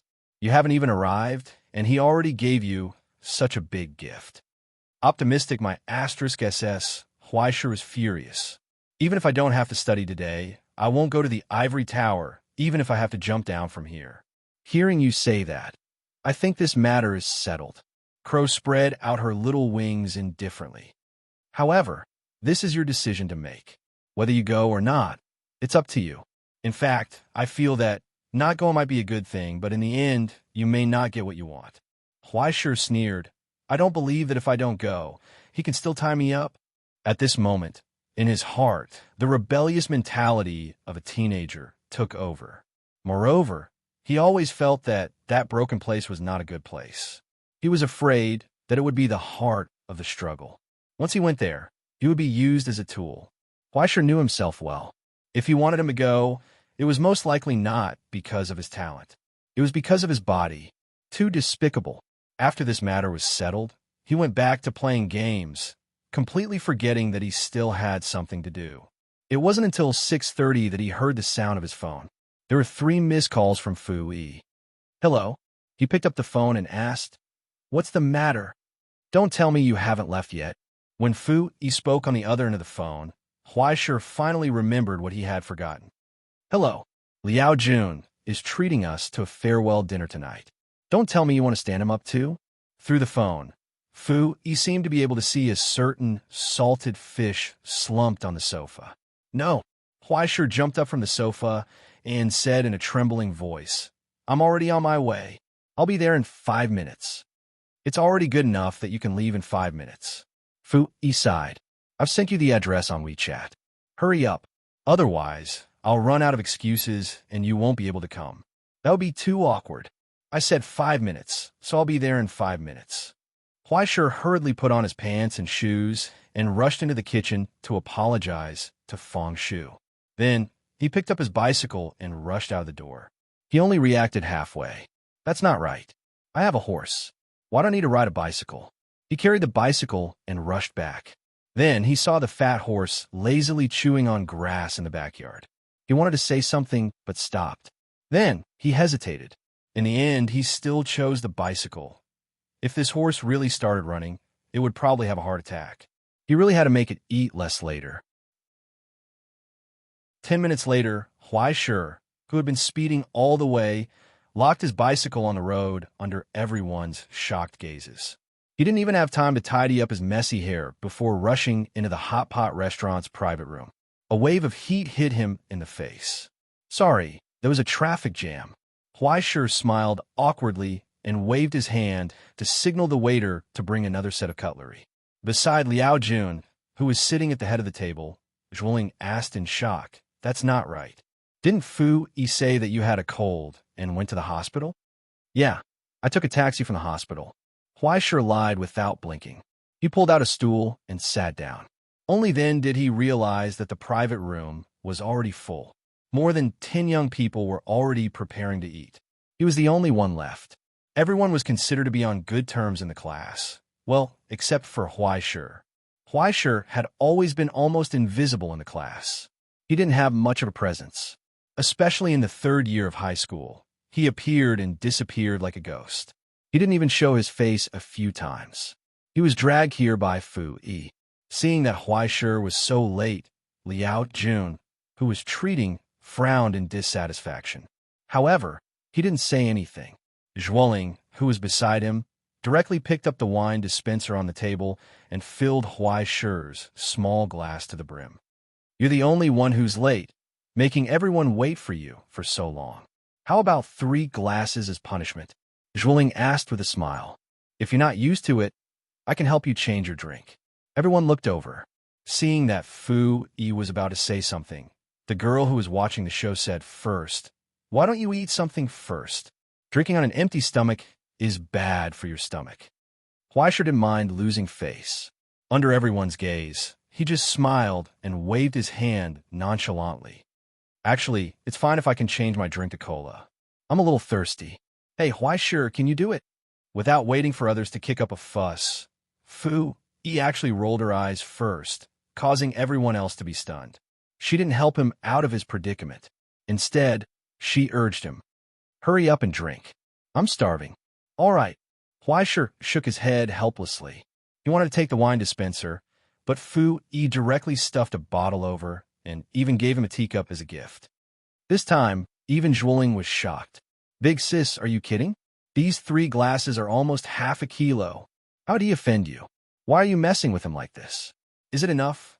"Fu, you seem to think it wasn't enough. If it's too small, I'll get you another bowl." Huaisha opened the bottle and smelled it. He nodded and said, "It's all right. The alcohol content isn't high. Let's get another bowl then."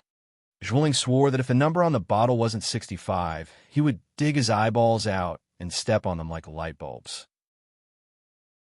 He was about to dissuade him, but seeing that Huaisha was addicted to showing off, he was secretly angry instead.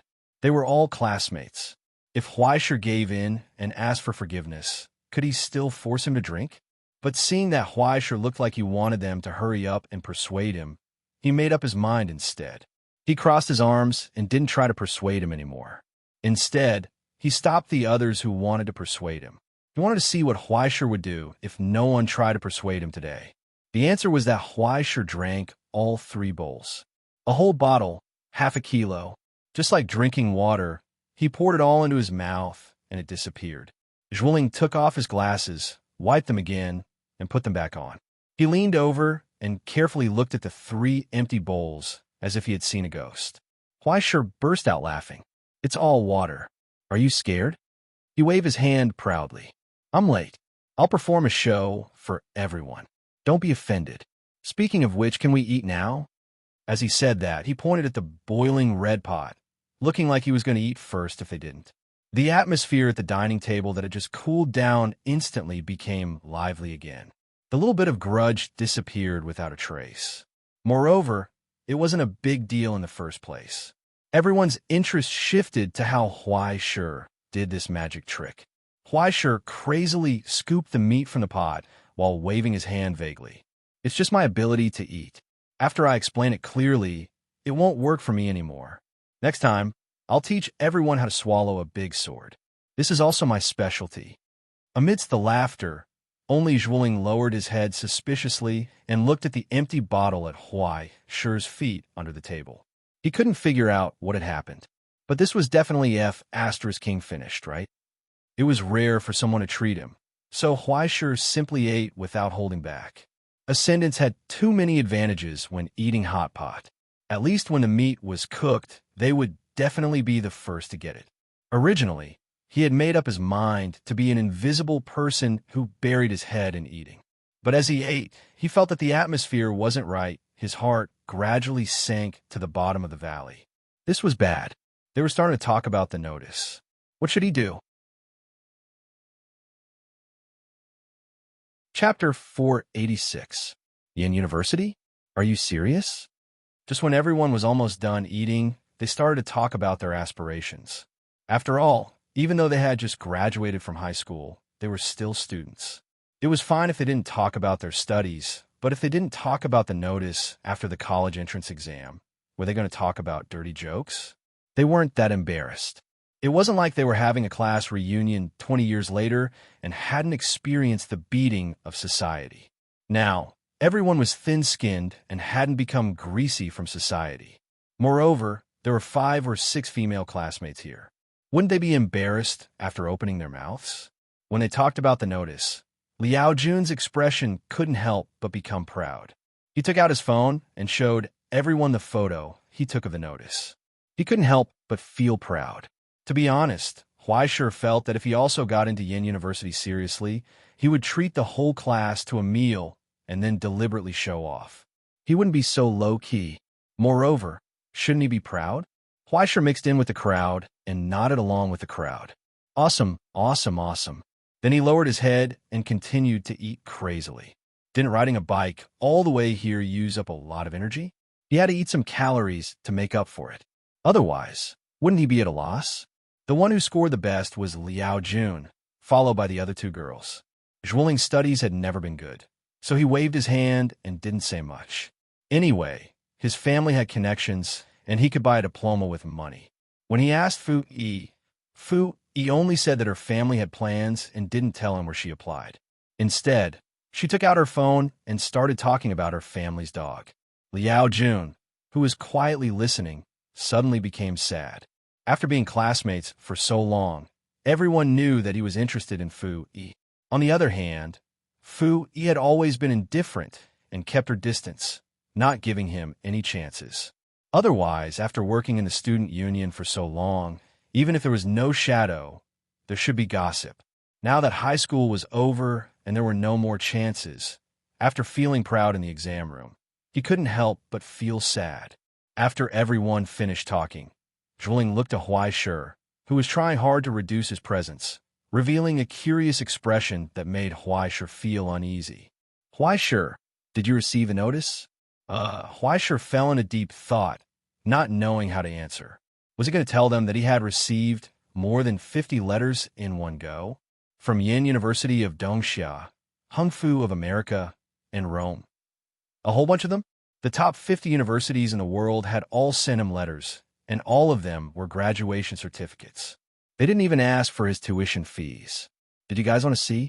Who the hell would believe that? When everyone saw his hesitant look, their expressions immediately became sympathetic. Zhuoling patted his shoulder and toasted him. It's okay. We can still continue next year. Don't be discouraged. AI. Huaishir couldn't help but sigh and shake his head. I'm afraid there won't be a next year. I'm afraid I'll have to go back to work. Not going to university? The others were stunned. Aren't you an art student? Teacher Liu said that you can work hard to get into Vienna. Why don't you take the exam? Life is stressful. Huaishir sighed. To be honest, I was still working before the exam. I didn't even make it for the disaster drill class. These few days, I've been relaxing for a while. There's work coming again. As he said that, he took out his phone and showed the reminder on the screen. His expression was gloomy. She sent me a few messages when we were eating, urging me to go back to work. It's fine if she works overtime, but she doesn't care when I get a work injury. When she heard that I'm going to school, she even made things difficult for me. Hearing the genuine gloominess in his eyes and the strong persuasiveness brought about by the soul link, the whole dining table instantly fell into silence. Everyone looked at Huaishir with eyes full of pity and sympathy. The rich lady sitting beside Zhuoling studied Huaishir's face, wanting to say something but hesitating. After all, he had not experienced society yet. She wanted to help him work less for 2 years, but she didn't know how to say it. Would it hurt his pride? After a long time, she could only wait for the waiter to bring 2 more plates of meat so that this poor classmate could eat more and work better. Only Fu Yi, who knew the inside story, couldn't help but sneer. She was about to say something to expose him when a lady beside her gently pulled on her sleeve, hinting that she shouldn't be too harsh on Huaishir since they were classmates. Then, Huaishir wiped away his sad tears and turned his anger into appetite. He ate even faster. After he finished eating, he wiped the oil from his mouth and couldn't help but look up at the sky and sigh. There were glistening tears in his eyes. I'm so bitter. Was life always like this, or was it only like this in childhood? For a moment, the joy brought by the notice was extinguished by the cold wind from society. Everyone couldn't help but feel disappointed. Zhuoling saw that the atmosphere wasn't right and quickly raised his glass. After changing the topic, he joked about Liao Jun's embarrassing things and finally pulled the atmosphere back. After graduating from high school, they probably wouldn't see each other much in the future. After the meal, the girls' eyes were all red. Other than Huaishir, all the guys drank a little too much. Huaishir was very calm. a liter and a half of white wine, not to mention Si Ming. Even a normal ascender would drink it like water. Not to mention Mount Yu Dai's red bamboo wine. Mount Tiango sake was better than this. After that, everyone clamored to sing, calling their friends and singing through the night.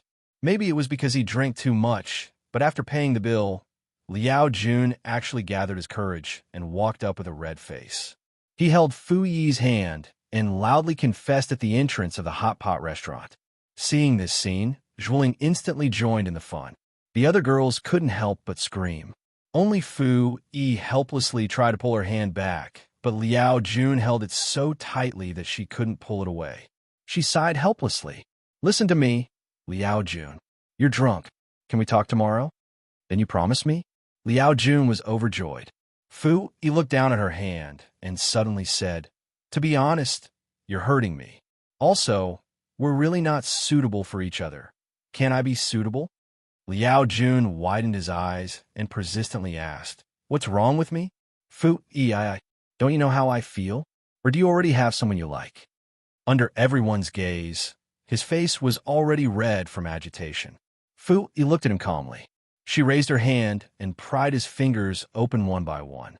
"I've already told you, Liao Jun." She retracted her hand and calmly told him, "I rejected you not because there's someone else, but because I don't want to date. Also, I don't have any feelings for you." In the silence, Liao Jun stared blankly at Fu Yi. He couldn't hold back his anger anymore. What if there's no him? Liao Jun raised his hand and pointed at Huaishir, who was driving his bicycle. Huaishir turned around in shock, not knowing why he was suddenly shot. "Just because of him?" Liao Jun asked angrily. "Just because of this pretty boy? Other than playing the piano, what's so good about him?" "Fu Yi, how am I inferior to him?" "Liao Jun, you're drunk." Fu Yi's expression turned cold. "I'm not drunk. You're drunk." Fu Yi emphasized for the third time. Liao Jun opened his mouth and took a step forward. He wanted to say something, but then everyone heard a loud slap. Slap. It was Fu Yi. "Don't embarrass yourself, Liao Jun. You're already drunk. Can't you leave some dignity for yourself? Also leave some dignity for me and my friends. Okay?" Fu Yi lowered her head and took out a tissue from her pocket. She wiped the oil and wine stains on her fingertips and looked up at the pale classmate in front of her. "I've lived for 18 years. My parents raised me for so long. Did they just let me find a school and choose a man? Or is it that in your heart, I'm that cheap?" I. Liao Jun waved his hand and wanted to explain, but he couldn't say anything when Fu Yi looked at him. "You're drunk." Fu Yi told him for the last time. "Go home early and rest. You'll have your own life, and I'll have mine. But the two of us won't live the same life." She said goodbye. Liao Jun was stunned and didn't say anything. She turned and left. Huaishir patted his shoulder sympathetically and pedaled his bicycle to catch up with her. Only an awkward silence was left. After a long time, Liao Jun sat on the steps of the hot pot restaurant tiredly. He looked up at the sympathetic gazes of his classmates and lowered his head sadly. "Don't be sad." After calling for a taxi, Zhuling walked back and sat beside him. "If you're really sad, I'll get someone to beat Huaishir up. My cousin has some connections. Beat your ass." Liao Jun looked up and glared at him, roaring, "It's fine that I can't win against Huaishir, but do I have to fall to such a level?" "What else? Beat you up?" Zhuling looked at him and asked, "It's just a breakup. You've already graduated. Everyone will go their separate ways from now on. Can't you leave a good impression in result?" After pausing for a while, he couldn't help but shake his head. "Besides, I don't have the self-restraint to be a bystander when someone scolds me. To be honest, when Huaishir rushed up to beat you up, I really didn't want to stop him." "What did he say?" "He didn't say anything. He came for a meal and was scolded by you. You didn't even give him a look. Do you feel the difference now?" Liao Jun was speechless. "You've lost completely, brother." Zhuling shook his head and patted his friend's shoulder, pulling him up. In the distance, the car arrived and honked. He waved at his embarrassed classmates. "Let's go. Tonight, we'll sing a few more love songs for this idiot. I'll go buy some wine to toast this unlucky guy and also to our classmates, Huaishir and Fu Zhilin took a last look at the place where they left and sighed. Soon, the car drove them into the heavy traffic. Disappearing. The last little ending of high school came to an end just like that. Just like that, the youth that wasn't too dignified but still had some dignity, hard work, stubbornness, and unwillingness in their hearts came to an end. Under the same starry sky, in the gradually quiet street, Fu Yi suddenly asked Huaishir from the back seat, "Aren't you angry?" Chapter 487. Aren't you angry? In the cold night breeze, Huaishir heard the voice behind him and asked in confusion, "Angry? Why would I be angry?" "You were scolded in the face. Aren't you angry at all?" Fu Yi asked in surprise. "When did you become so good-tempered?" "To be honest, I was very afraid that you would suddenly jump up and slap his head off from his neck." "Isn't that too cruel?" Huaishir imagined the scene of madness and couldn't help but suck in a breath of cold air. Shaking her head, she said, No. Besides, he's not wrong." Huaishir pedaled the bicycle and couldn't help but sigh after thinking about it. "As an ordinary person, I'm not as good as him in everything except playing the violin. Well, except for being a little better looking than him. But this shouldn't be something that a man can be proud of, right?" "That's true. What shampoo do you use? It doesn't have split ends?" Fu Yi pulled Huaishir's hair excitedly, as if she was pulling a girl's braid. Huaishir couldn't help but roll his eyes. "That's enough. It hurts. Stop pulling." "Okay." When she was done, Fu Yi clicked her tongue and patted his back. "So, you really didn't do anything?" What do you mean by, Fu Yi asked. "Did you do it or not?" "I didn't do it." Huaishir sighed. "I wanted to let him have a precious experience of fighting dysentery at the border before school starts. But you already did it, so I didn't have the nerve to add insult to injury." "Haha, I knew it." Fu Yi laughed and bent forward on the back seat of the bicycle. She was overjoyed. "Don't shake. Be careful not to overturn the bicycle." Huaishir tried to maintain his balance and turned to glare at Fu. "Lead the way. How do you get to your house?" "I haven't taken this road before." "Turn right up ahead. It's faster to take the small road." "To be honest, you're faster than my bicycle when you're on a motorcycle." Huaishir sighed. Then he heard a calm voice behind him. "Are you still going to take it or not?" "All right, I'll take you." Huaishir followed Fu Yi's instructions and turned right. He couldn't help but shake his head and sigh. "Who asked Daddy to love you?" Then he was punched hard. "That's enough. You're not allowed to take advantage of my dad." Fu Yi said, "He's been losing a lot of hair recently." "Anger by your dog?" "Either by a dog or by you." Fu Yi asked, "Which do you think it is?" Huaishir thought for a moment and remembered how he had been fishing in the trenches recently. He felt that it might not be both. Middle-aged people are really difficult. "I can only admire Brother Elephant King's ability to withstand pressure."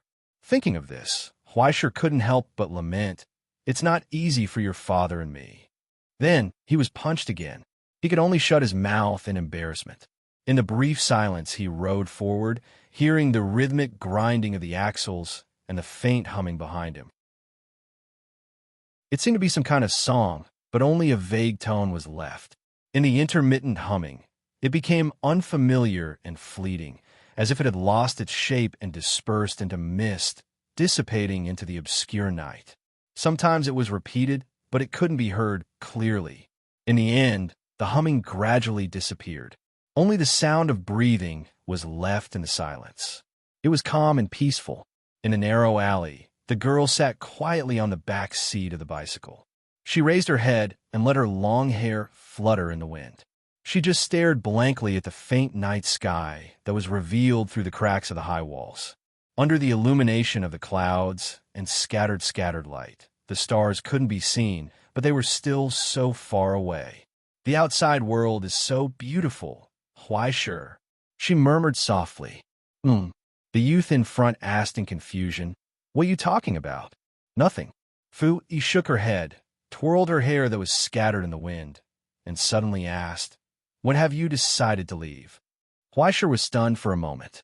He felt that this conversation was familiar, but he couldn't remember where it had happened. He didn't know how to answer. "I haven't thought about it," he said.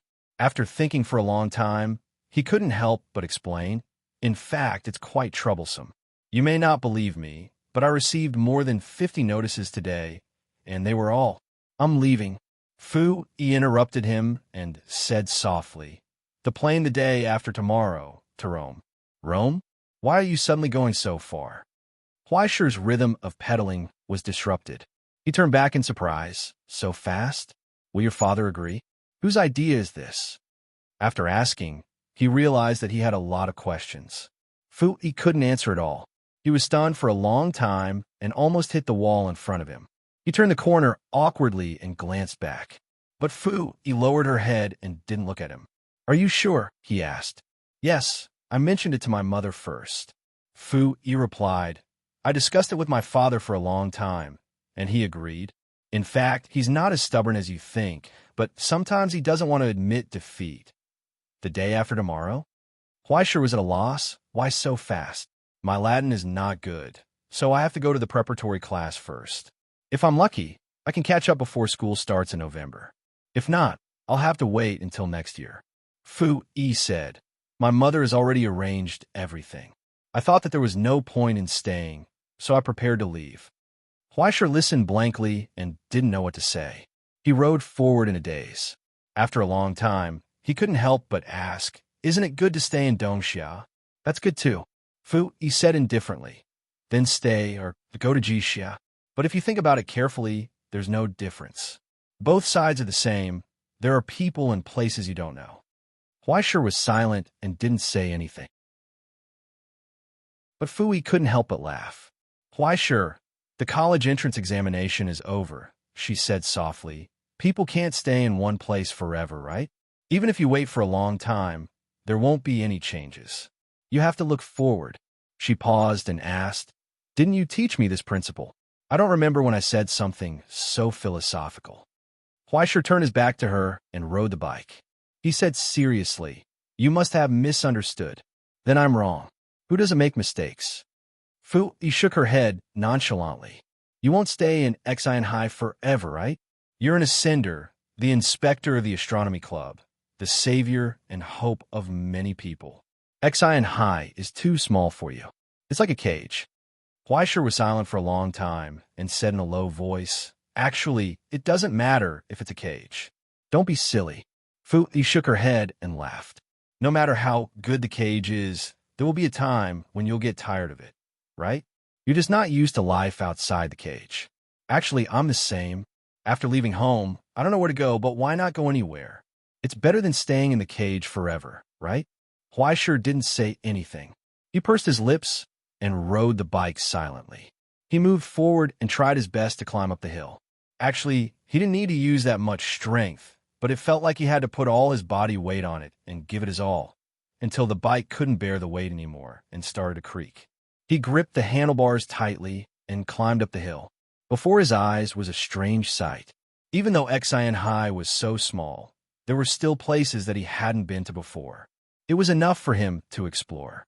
In a sudden impulse, he couldn't help but open his mouth and speak. Fu Yi, can you not go? I can't. His words were interrupted by the voice behind him. It was so gentle and so determined. It was so determined that it didn't seem like the girl who always smiled in Huaisher's mind, but it was undeniably her words, even if they had changed without him noticing. She said, because you won't stay. Huaisher paused for a moment. He almost forgot to ride the bike, forgot what he had just said and what answer he had heard. In a long silence, a lonely silhouette leaned against him from behind. It was so gentle. Passing through the alley, he turned right on Yushan Road, then left, then right. Gradually, the lights dimmed and the noise faded away. In the silence, Huaisher parked the bike outside the residential area, and Fu Yi jumped down from the bike. The night wind blew, and her hair was messy. Her face was pale, but her smile was still there. Okay, I'll drop you off here. She waved goodbye. Do you want to go online with me tonight?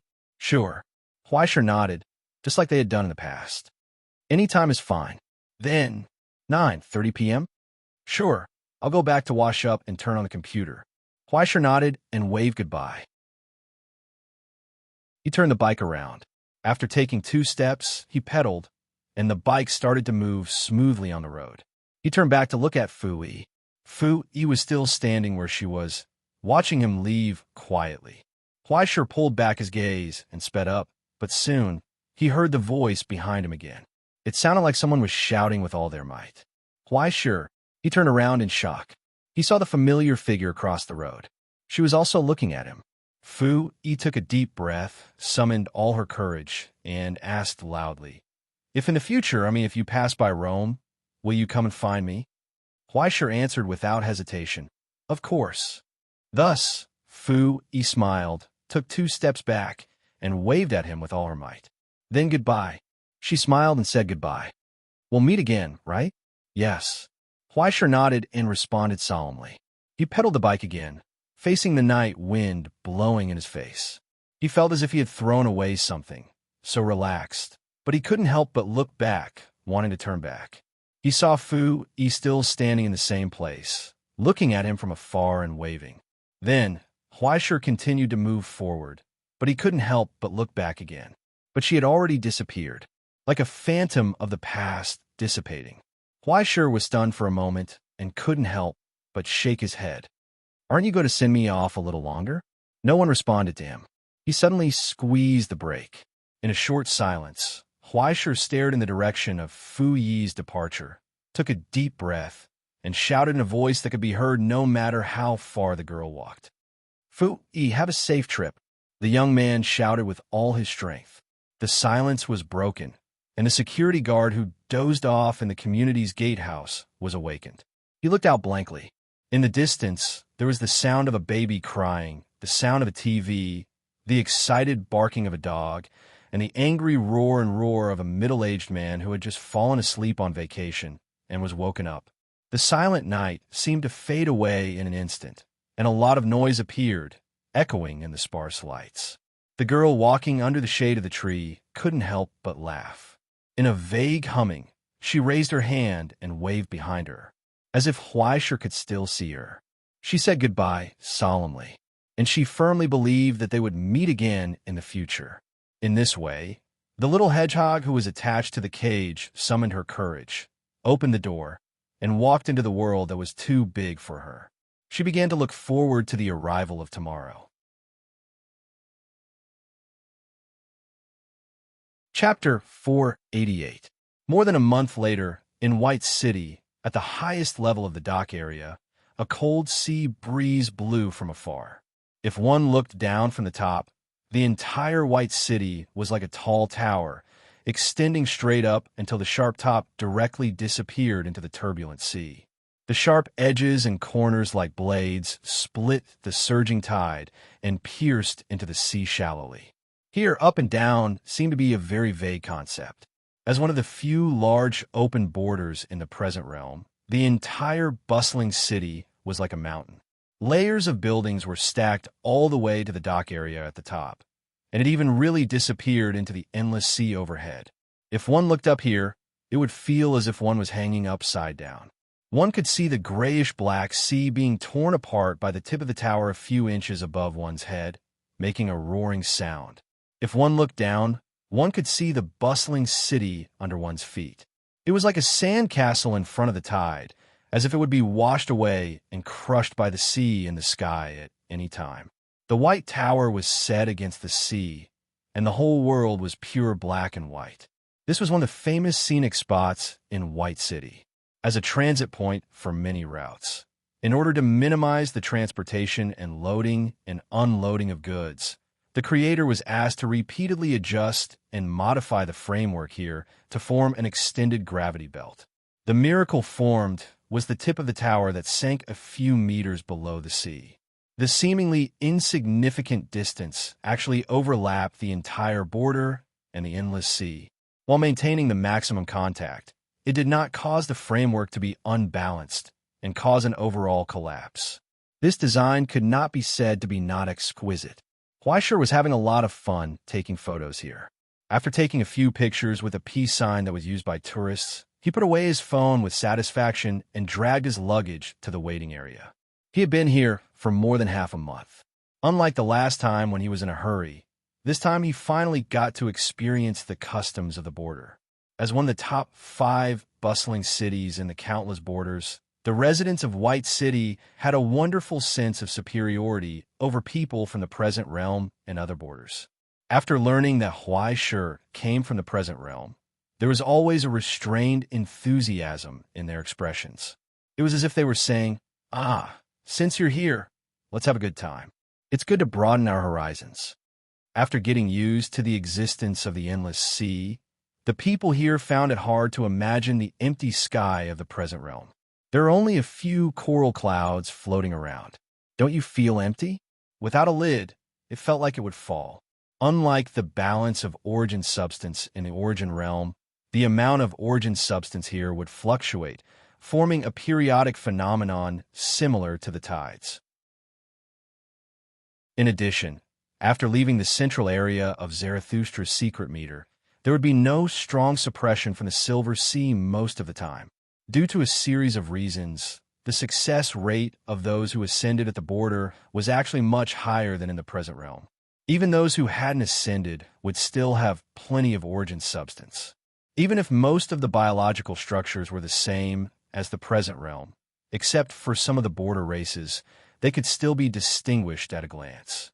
At the very least, the locals were able to tell the difference. Even when people from different borders came into contact with each other, they were able to immediately determine each other's origins based on their experience and feelings. However, there were often times when judgment was wrong. After all, feelings were often not very unreliable unless the characteristics and accent were very obvious. The variety of border cultures was really eye-opening, including the food. To his surprise, the locals didn't eat seafood. Instead, they were extremely vegetarian. It was normal to think about it carefully. The endless sea looked liquid, but it was still very different from seawater. Basically, no normal fish creatures could live very comfortably in it.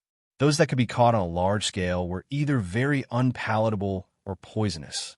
If one accidentally caught something terrible, the whole ship would probably be pulled into the sea. Moreover, it was also mixed with abyss sediment.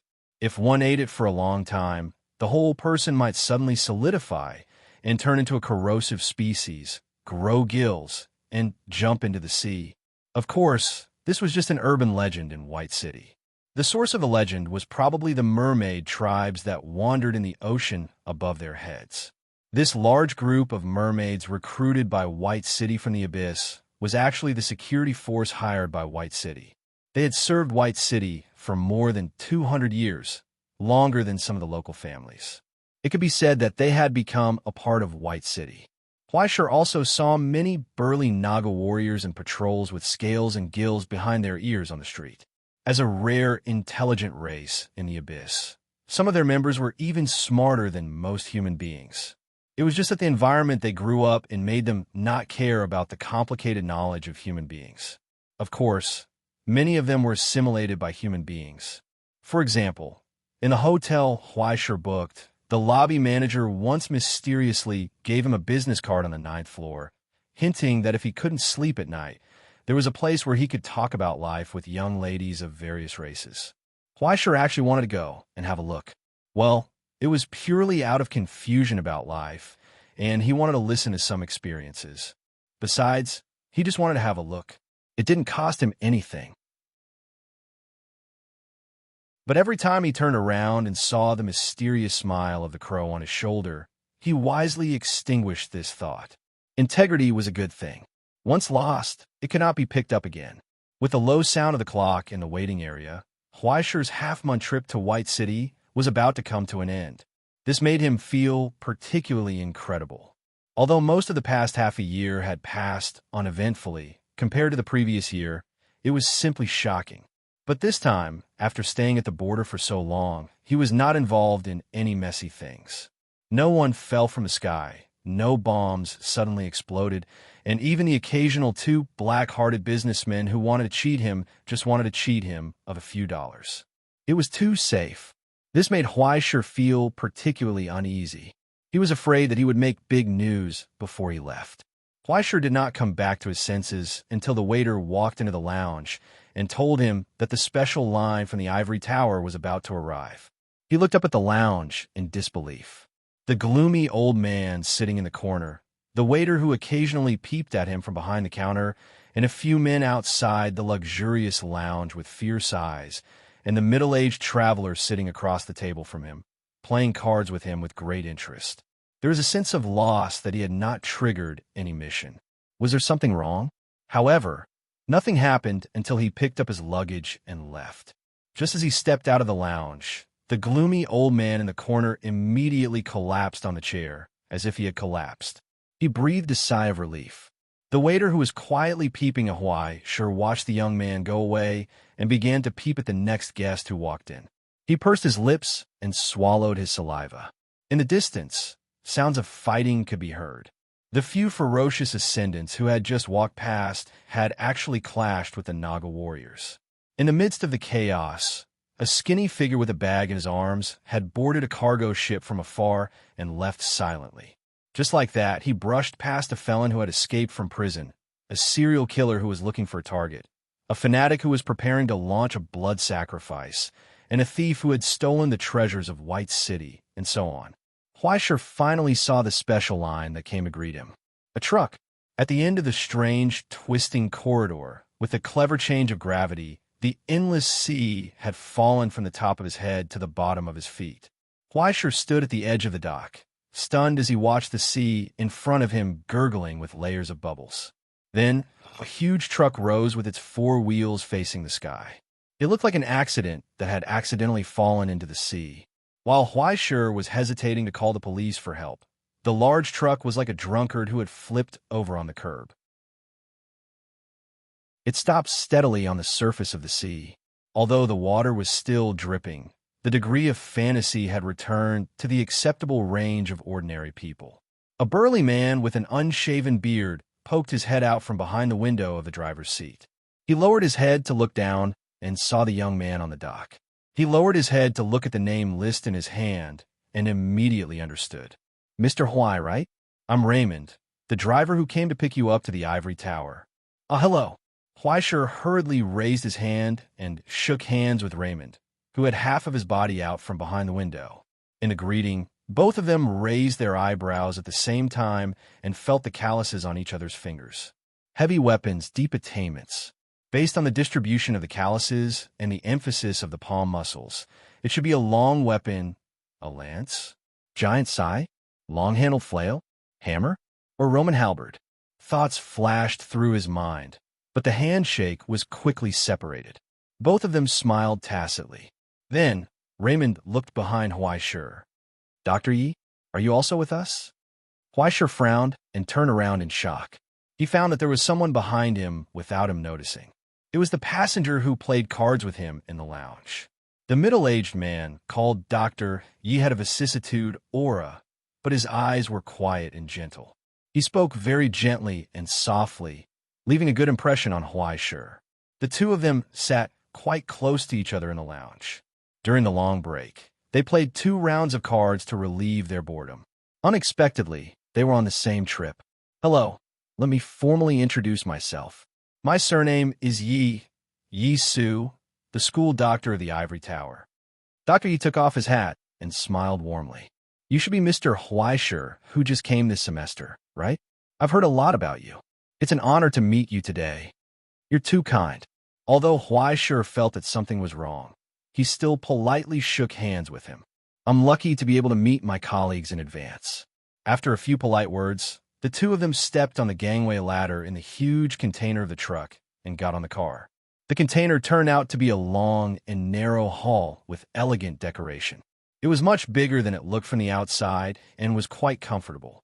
Perhaps the driver disliked the two of them for wasting too much time outside.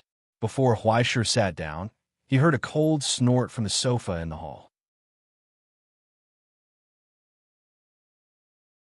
Chapter 489. The mocking snort stunned Huaisher. He looked up and saw the young man sitting on the sofa. Even if he didn't look like a young man, he looked a little old. He was clearly a child, right? He looked like he was only 11 or 12 years old. However, he was wearing an exquisite and well-ironed suit. His blonde hair was meticulously combed, and his expression was serious. He was holding a thick, ancient book in his hand and reading it. He looked up and glanced at the two people who got into the car. He just snorted unhappily, but didn't say anything. This kid looks like an adult. Huaisher smiled indifferently. He sat down and saw Yi Su's strange expression. What's wrong? Yi Su hesitated for a long time and whispered to him. That's actually our colleague. He's a new teacher like you. What? Huaisher looked back and glanced at the kid on the sofa in the distance. He couldn't believe it. Him? Yes, the student of the vice principal. He's the youngest materials science scholar in recent years. He's only 13 years old.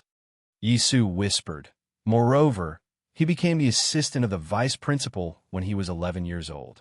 Although he was just assessed as an official staff member, strictly speaking, he's still my senior.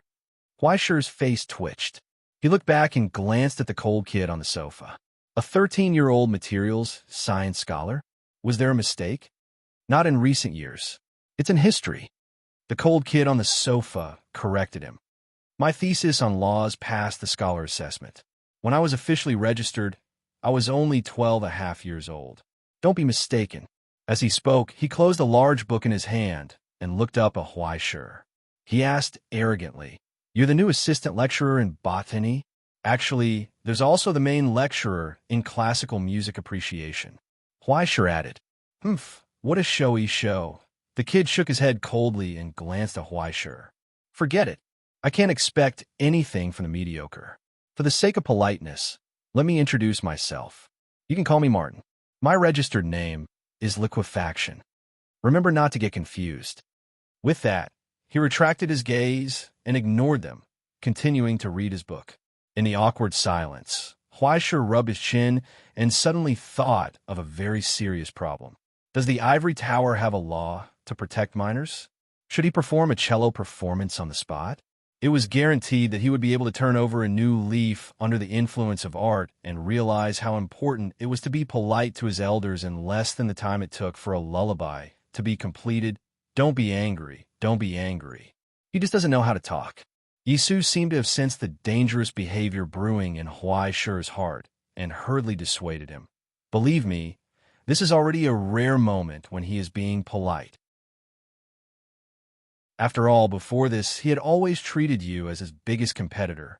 How about I report this to the vice principal and ask him to apologize to you? Competitors? Huaisher suddenly felt that something was wrong. He was instantly on guard. What did he have to compete with a 13-year-old kid? There was a problem. He instinctively sensed that something was wrong. Someone is trying to harm me. Ahem, this is a long story. Yi Su coughed a few times. After a short moment of silence, his expression became strange. As we all know, the resources of the ivory tower are limited. Generally, at the beginning and end of each semester, the staff will strive for higher ratings and grades to obtain higher authority and treatment, so the competition is more intense. It is said that this year, the principal recruited too many people, which made the vice principal very unhappy. He decided not to differentiate between the old and the new, and cut off a group of people who were just here to make up the numbers. What if he was caught up in a big layoff right after he started work? Huaisher suddenly felt a sense of crisis. If it were other conscientious people, it would be fine, but he originally intended to make up the numbers. Wouldn't he be sent up to be executed? Moreover, didn't they say that they would slack off for a few years, slack off and gild their name so that they could go back and improve without worry? If he was fired, forget about improving.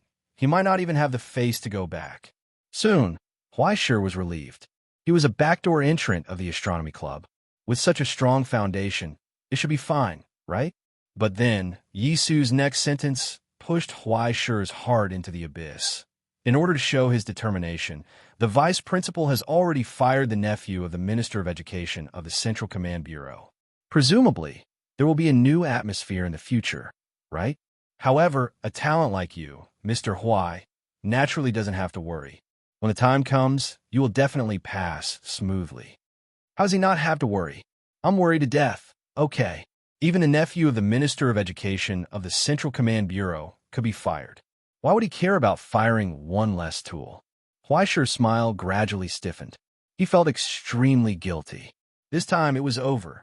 Originally, he planned to leisurely be a decoration. These few months, he was completely slacking off and did not prepare any lessons or lesson plans at all. Moreover, he didn't know how to forget about being an assistant lecturer in abyssal botany. At most, he would just be an assistant. But how was he going to teach classical music appreciation? He might as well be ruthless and buy 2 music scores from the Helm Music Association that could be used for brainwashing and hypnosis. Although it couldn't compare to the speed of traveling thousands of miles in an instant after the Rainbow Bridge was activated, the distance had been shortened countless times out of thin air. Under the guidance of the rainbow light, the truck whizzed past the huge monster in the fog. A piercing train whistle came from the side of the car, followed by the roar of the train tracks. A huge silhouette carrying a hurricane passed by, heading to an unknown place. Soon after, the sound of an engine could be heard in the fog. It rose and fell, but also swept past in a flash. There was no trace of it at all.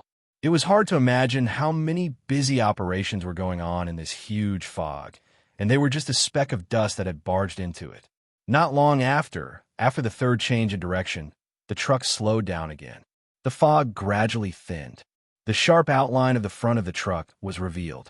Like an exquisite work of art suspended in the endless sea of clouds, a small octahedron shape suddenly jumped out of the paleness, rapidly enlarging, occupying all of Huaishi's field of vision.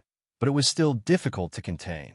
It was still expanding rapidly, shrouding everything in its shadow. Large mobile border, ivory tower.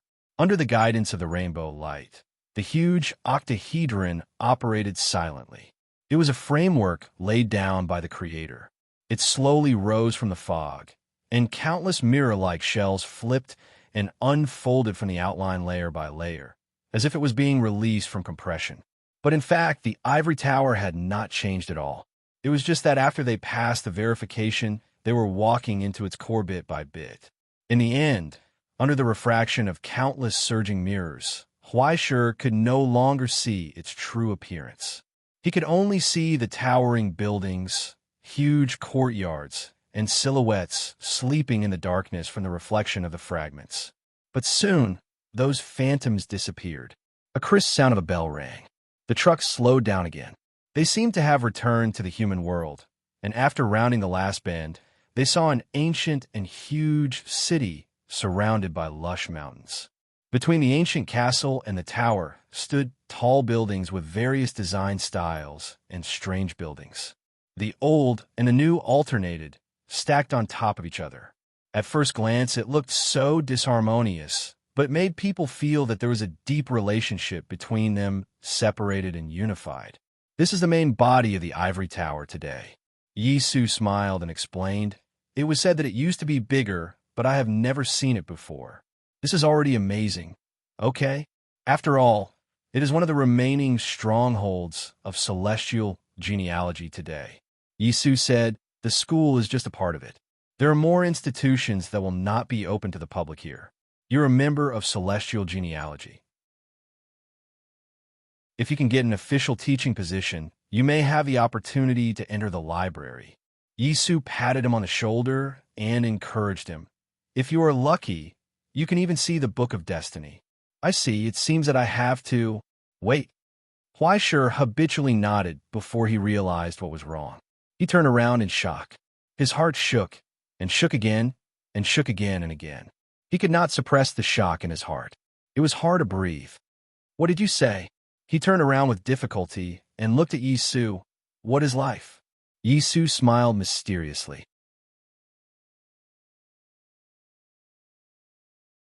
Chapter 490. How should they view the young man in front of them? This new colleague had caused an uproar in the ivory tower before he had even taken office. Rumors about him had already spread even before that. Many people thought that this was the fall of the ivory tower, a compromise to the vulgar idol culture.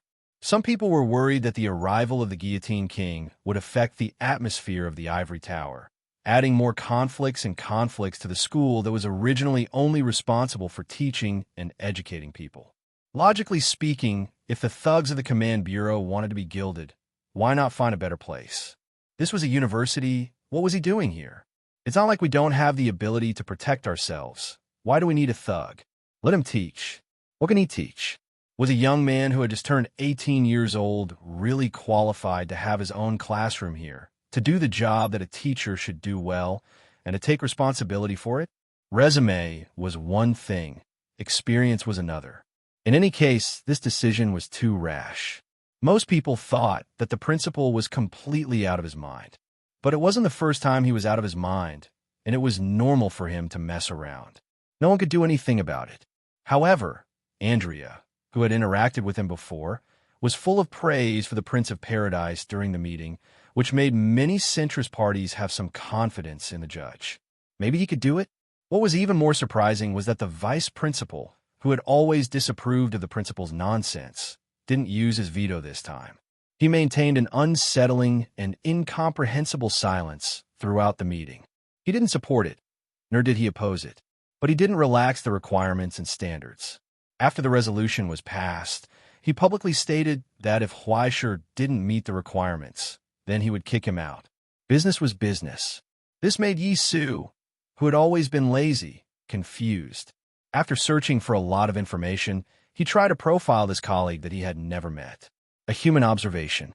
But the result was a loss that made him feel powerless and at a loss. It felt as if they were two people who had been forcefully fused together. They had two completely different sides to each other. One side was brilliant, cold, and resolute, like a hero bestowed by the heavens, and it caused others to feel reverence and admiration. On the other hand, they were sentimental, weak, and passive, like duckweed in the sea and weeds on the land. They still had talent and beauty that were admirable, but they seemed to be standing on the opposite side of the former.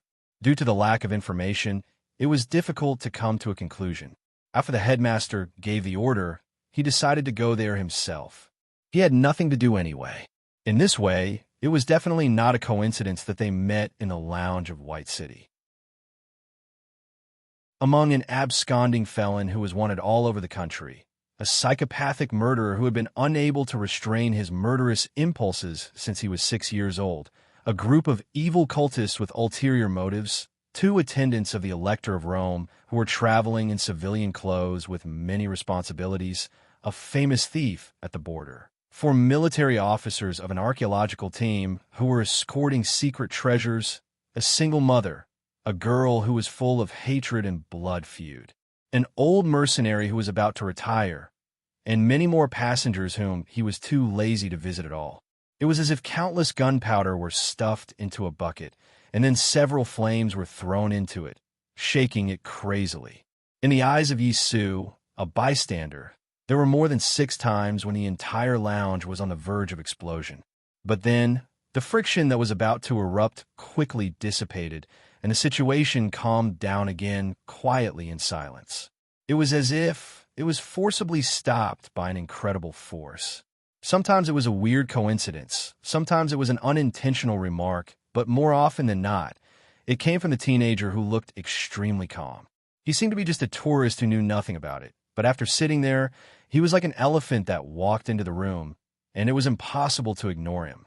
And unknowingly, he gradually became the main axis of everything. He was like an experienced conductor, and all the discordant notes could not escape his eyes. A slight glance would bring tremendous pressure to people, even if people's joys and sorrows were not connected. Unconsciously, he grasped the initiative of the entire room. As long as he wanted it to be calm, then everything would be calm and run according to his wishes, even if it was only temporary. This terrifying charm and infectious power that came purely from instinct made Yi Su, who was watching from the side, unable to restrain his curiosity. After hiding his name, he went forward to chat. As expected, the two of them chatted happily and even played cards together. After all, the other party was just a young man who had just reached adulthood, and it was not difficult to win the other party's favor. But what made Yi Su uneasy was that he had reached this step, but he did not use any words or skills. And unknowingly, he had also developed admiration and trust for Huaishir. Naturally, when he suddenly realized this, he once again felt the hidden power under the smiling face. Yi Su had seen such a person before. For example, the headmaster, Jaeger the speaker, the keeper of the Continuation Institute, Eastern Summer's mystic bird, the uncrowned king of the Americas, the tyrant of Rome, etc. They often possessed an aura and charm that was similar or even stronger, more domineering, or even more admirable. With just a few speeches, they were able to win the trust and respect of others, causing others to want to follow them. Such people were not rare. Among the more than 8 billion lives, there would always be such unattainable heroes. They were high up, walking at the very front, full of admirable power. But this power did not manifest in physical strength, origin substance, or the existence of a soul. Instead, it came from a heart, some kind of indelible will, pain, anger, or just pure love and compassion. These kinds of people often had different faces. Sometimes they were compassionate, sometimes they were cold, but this was definitely not a disguise. It should be said that this was just an insignificant part of their nature. The reason why they looked so different was because there was an even larger and more complex silhouette that no one had noticed. This was why people felt as if they were in the opposite direction, like an iceberg in the sea. It was hard to imagine the enormous creature quietly sleeping below just by looking at its small edges. After experiencing so much pain and suffering, they would never be defeated, and they would never admit defeat, even in the face of the suffering of the entire world. Only these kind of people could have such a sparkling soul and eyes. But in front of him was a young man who had just turned 18. Even if it was just an embryonic form and silhouette, it still made him feel shocked and surprised. If it weren't for the fact that Huaisher's background could not be forged, he almost would have thought that this was a monster that had climbed up from the abyss. Because of this, he had used the rumor that had only been circulated among the upper echelons of the Astronomical Association, but was not something that few people knew. Indeed, the result made him very happy. No matter how incredible a person was, it would probably be difficult for them to accept such unbelievable news, right? It was only at this time that he realized from Huaisher's dumbfounded expression that the person standing in front of him was just a young man. A prank. It was rare for Yi Su to act like a child in front of a young man. You didn't expect this, right? He smiled mysteriously. In the ivory tower, not many people know about this. Although there are indeed many rumors, very few people know whether the rumors are true or false. Are you sure? Huaisher was still in disbelief. Why? Fate, cough, cough. I mean, the Book of Destiny would be here. After all, this is the ivory tower, which used to be part of Utopia. After the fall of Utopia, the ivory tower was the first apartment to arrive at the scene. Because of this, most of Utopia's heritage could be preserved. Although most of it is meaningless now, it is still a memorial of the past. That's not right. Huaisher finally reacted. Wouldn't the Astronomical Association take it away? That's the Book of Destiny, the source code and symbol of celestial genealogy. With the Astronomical Association, let it be lost to the outside world. Actually, I also heard about it from the principal. Yi Su subconsciously lowered his voice and said, "The Book of Destiny is actually not the property of the Astronomical Association. To be precise, it should be a private item passed down as a gift by the past presidents. According to convention, it should belong to the president of the Astronomical Association, because other than the president, no one can use it. But since the division of Utopia and the disappearance of the former president, the Astronomical Association has not elected another president. Due to various political considerations, that position has always been empty, and the specific management is in charge of the Central Command Bureau. Unable to elect a president, coupled with the opposition of many former members, and the fact that the Book of Destiny has never responded to anyone's communication, it has completely become a mascot. Besides, Utopia is already gone, so there's no use for the Book of Destiny, right?" Yi Su explained. Due to the principal's insistence and unyielding attitude, the Book of Destiny has been left in the school library. Every teacher who has been granted an official teaching position has the opportunity to read it. Although this is not a big secret, everyone generally doesn't want to talk about it. After all, the glory of the past is also the shame of today. You must not talk nonsense outside. Huaishi's eyes widened as he looked at the middle-aged man in front of him suspiciously. He felt like he was secretly laughing. Then why are you telling me? I don't treat you as an outsider. Yisu smiled warmly. Just take it as a reminder and concern from a senior. Besides, aren't you also a member of Celestial Genealogy? You'll have a chance to meet sooner or later. Just take it that I know the news in advance. As a mature person in society, Yisu did not have any shame in hiding his prank just now. He just wanted to tease the newbie. I'm doing this for your own good. Huaishi felt like something was wrong. However, in his heart, he was still thinking about the news that Yisu had told him, and he glanced at Crow. Crow also glanced at Huaishi without a trace. Huaishi, what's going on? What should I do? Dewalix was fuming, and Crow's answer was even more concise. I don't know, I have no clue, it's hopeless. Just wait for death, goodbye. Yisu had already stood up with a smile and picked up his luggage. The bus has arrived. He said, let's get off quickly. As the door opened, the noise outside the door gradually spread. Huaishi walked to the door with a suitcase and saw the turbulent flow of people in the square. The university life that he had never seen before, accompanied by unprecedented horror, was so unexpected.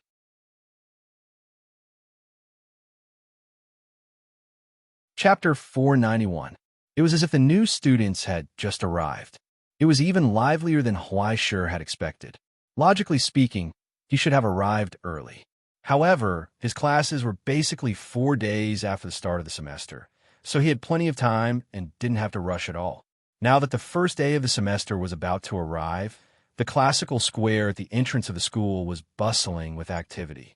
There was a long line at the place where the new students were supposed to report. Young ascendants from all over the country were gathered together, and naturally, their parents were there too. The prominent families even brought a lot of luggage and servants, while the low-key students came alone.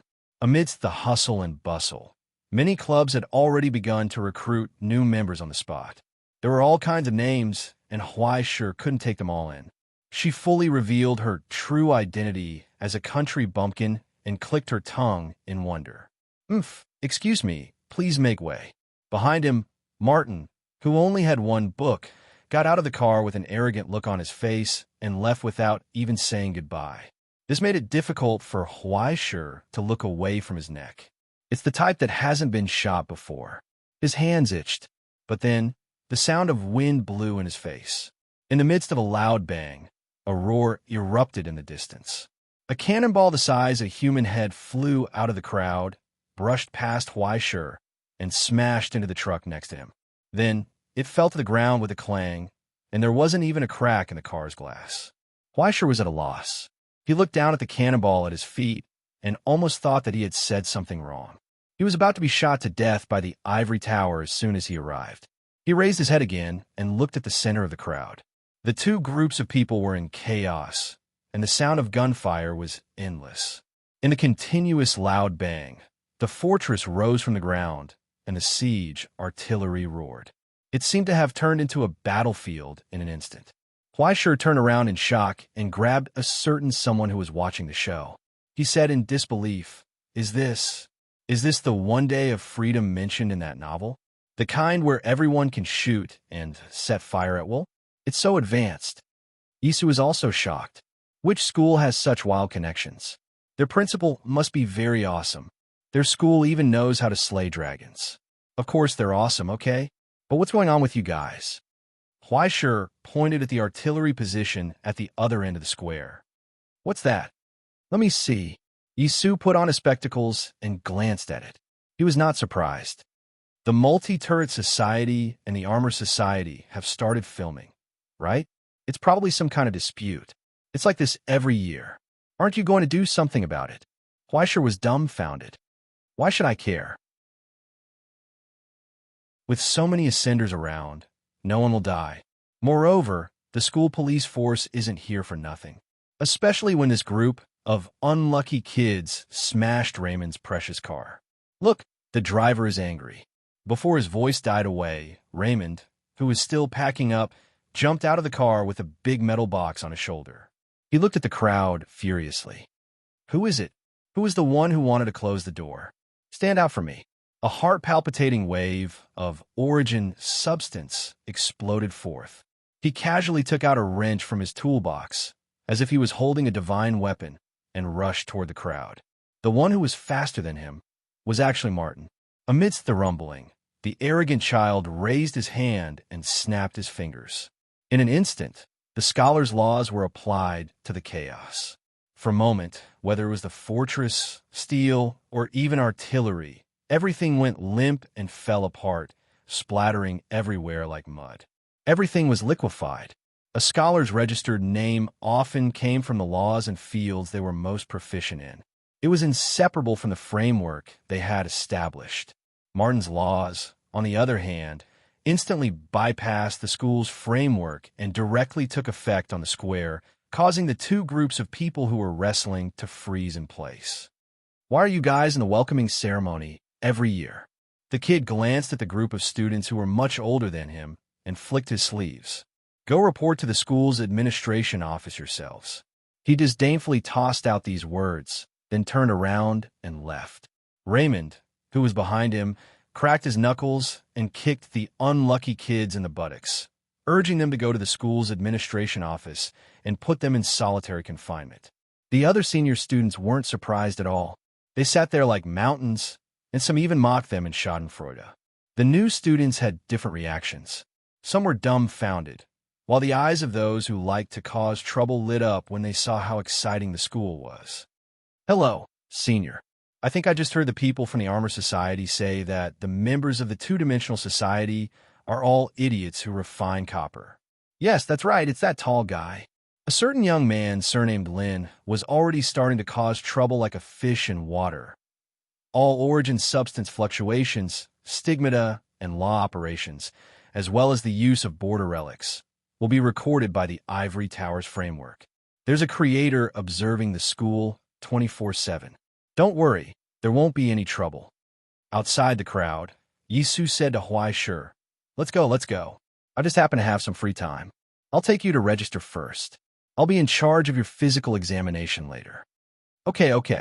Huai Shi picked up his luggage and was about to follow behind when he heard a nervous voice behind him. "Mr. Huai Shi." The girl who hadn't seen Huai Shi for a long time looked at him in surprise. She was still wearing a gray dress, and her expression was always serious and dignified. However, her face was slightly red, as if she had been standing in line for a long time. Yuan? Huai Shi stared for a long time before he recognized her. "Why are you here?" I'm here to attend classes." After stumbling for a bit, Yuan recovered her calm tone and said seriously, "Is Mr. Huai Shi here too?" "Yes, pretty much." Huai Shi nodded and looked at the pendant behind Yuan. "Is that guy here too?" "What do you mean by that guy?" Yuan Zhao was furious and stared at him with wide eyes. "Isn't it all your fault?" He had spent hundreds of thousands of credits, but not a single flash card was given out. All the cards were given out by Huai Shi. They were all taken by his cousin. He couldn't even sell them to recover his blood. What was worse was that his family found out that he was using his pocket money to play around and forced him to go to school in the Ivory Tower. They found him a notoriously strict teacher. He felt bitter when he mentioned this. How good it was to work in the Social Security Bureau. Every day, he could slack off and occasionally go out on a mission to make a name for himself. How happy it was. How come nothing good happened after he met Huai Shi? "Zhao, pay attention to your manners." Yuan reminded him with an expressionless face. Yuan Zhao immediately stood up like a mouse seeing a cat. However, after Huai Shi comforted him with a few words, his mood was still optimistic. "You actually went to college. It's not easy. Big brother will take you in the future." A certain genius of the junior class patted Huai Shi's shoulder and lowered his voice to share the little secret he had just learned. "Don't worry, I've already inquired. The management here is very loose. Except for the compulsory classes, the rest are all electives. As long as you have enough points, it's fine. Why don't you sign up for a classical music appreciation class with me? When the time comes, we can skip class and play games.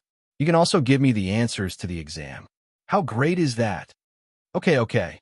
Huai Shi nodded happily and patted the shoulder of a certain unlucky guy meaningfully. It was a pity that he was destined to fail before the semester even started. You dare to skip my class? In a few days, I'll let you know what a disaster musician is in class. The admission process went smoothly. He signed a contract, received his uniform, and then had a physical examination. The next day, he could go directly to the office. Just as he left the academic affairs office, Fleischer also saw an acquaintance of his, the grade 4 red dragon that he had cooperated with on the Stellaris, the female scholar Andrea. I heard that you came to report today. I've been waiting for you here for a long time. The mature big sister patted his shoulder quite kindly. I specially called a few colleagues for you to get to know. How about having dinner together tonight? Okay, Fleischer nodded happily. With an old senior helping you to integrate into the group, wouldn't it be a fool to shake his head at this time? Do you have any preferences? Andrea drove and sat in the driver's seat and asked, There are quite a lot of things to eat in school. There are all kinds of cuisines. If you're not used to it, there are also Doomsday restaurants. Fleischer thought for a while and asked, Since it's a gathering, why don't you come to my place? You're cooking? Andrea froze for a moment and immediately raised her eyebrows. I remember that you're the Abyss chef devil puppet. You won't put anything bad in me, right? Ahaha, don't worry about this. I'm not the one cooking. Fleischer waved his hand, looked down at the address in his hand, and handed it to her. Can you give me a ride? To be honest, I really don't know where the residence assigned to me is. Knowledge Seeker Park? Andrea clicked her tongue and sighed. Villa area? Are you so rich? I thought you would live in the same dormitory as me. Actually, I just applied for an open space. Fortunately, the ivory tower is big. Otherwise, it wouldn't be so easy to operate. Fleischer smiled and didn't say much. At the gate of the park, the person in charge was already waiting, holding a thick stack of documents and handing it to him. This is the approval document from the school administration office. Please take it. But according to the regulations of the ivory tower, this is actually beyond the scope of your current teaching position to apply for. The extra 500 square meters will require you to pay according to the standard land rental price of the ivory tower every year. If there are no problems, please sign here. Fleischer nodded. After signing the document, he couldn't help but feel a bit of heartache. $800,000 a year to rent an open space. It was really too extravagant, Don't tell me it's a picnic? Andrea reminded. Although I don't care, the other teachers have very strict tastes. Don't leave a bad impression, young man. Please don't worry. According to the agreed time, it should be soon. In front of the surprisingly large grassland, Fleischer put down his luggage and looked around, but found that there was basically no one except for the single-family villas on both sides in the distance. Only the sound of the phone came from his chest. Hello. Yesterday's express delivery. The courier on the phone reported in a formulaic manner. Your express delivery is about to begin. Please check it. Also, please prepare enough space. Otherwise, the company will not compensate for the loss of the goods. After repeated confirmation, a small package appeared out of thin air in the middle of the grassland. Immediately after, a hand hurriedly stretched out from the air and pulled the rope on the package. Then, in the sudden burst of a roar, a hurricane suddenly swept in all directions. After crossing the distance of millions of miles and the long blockade between the present and the border's spiritual land, Stone Marrow Hall, fell from the sky.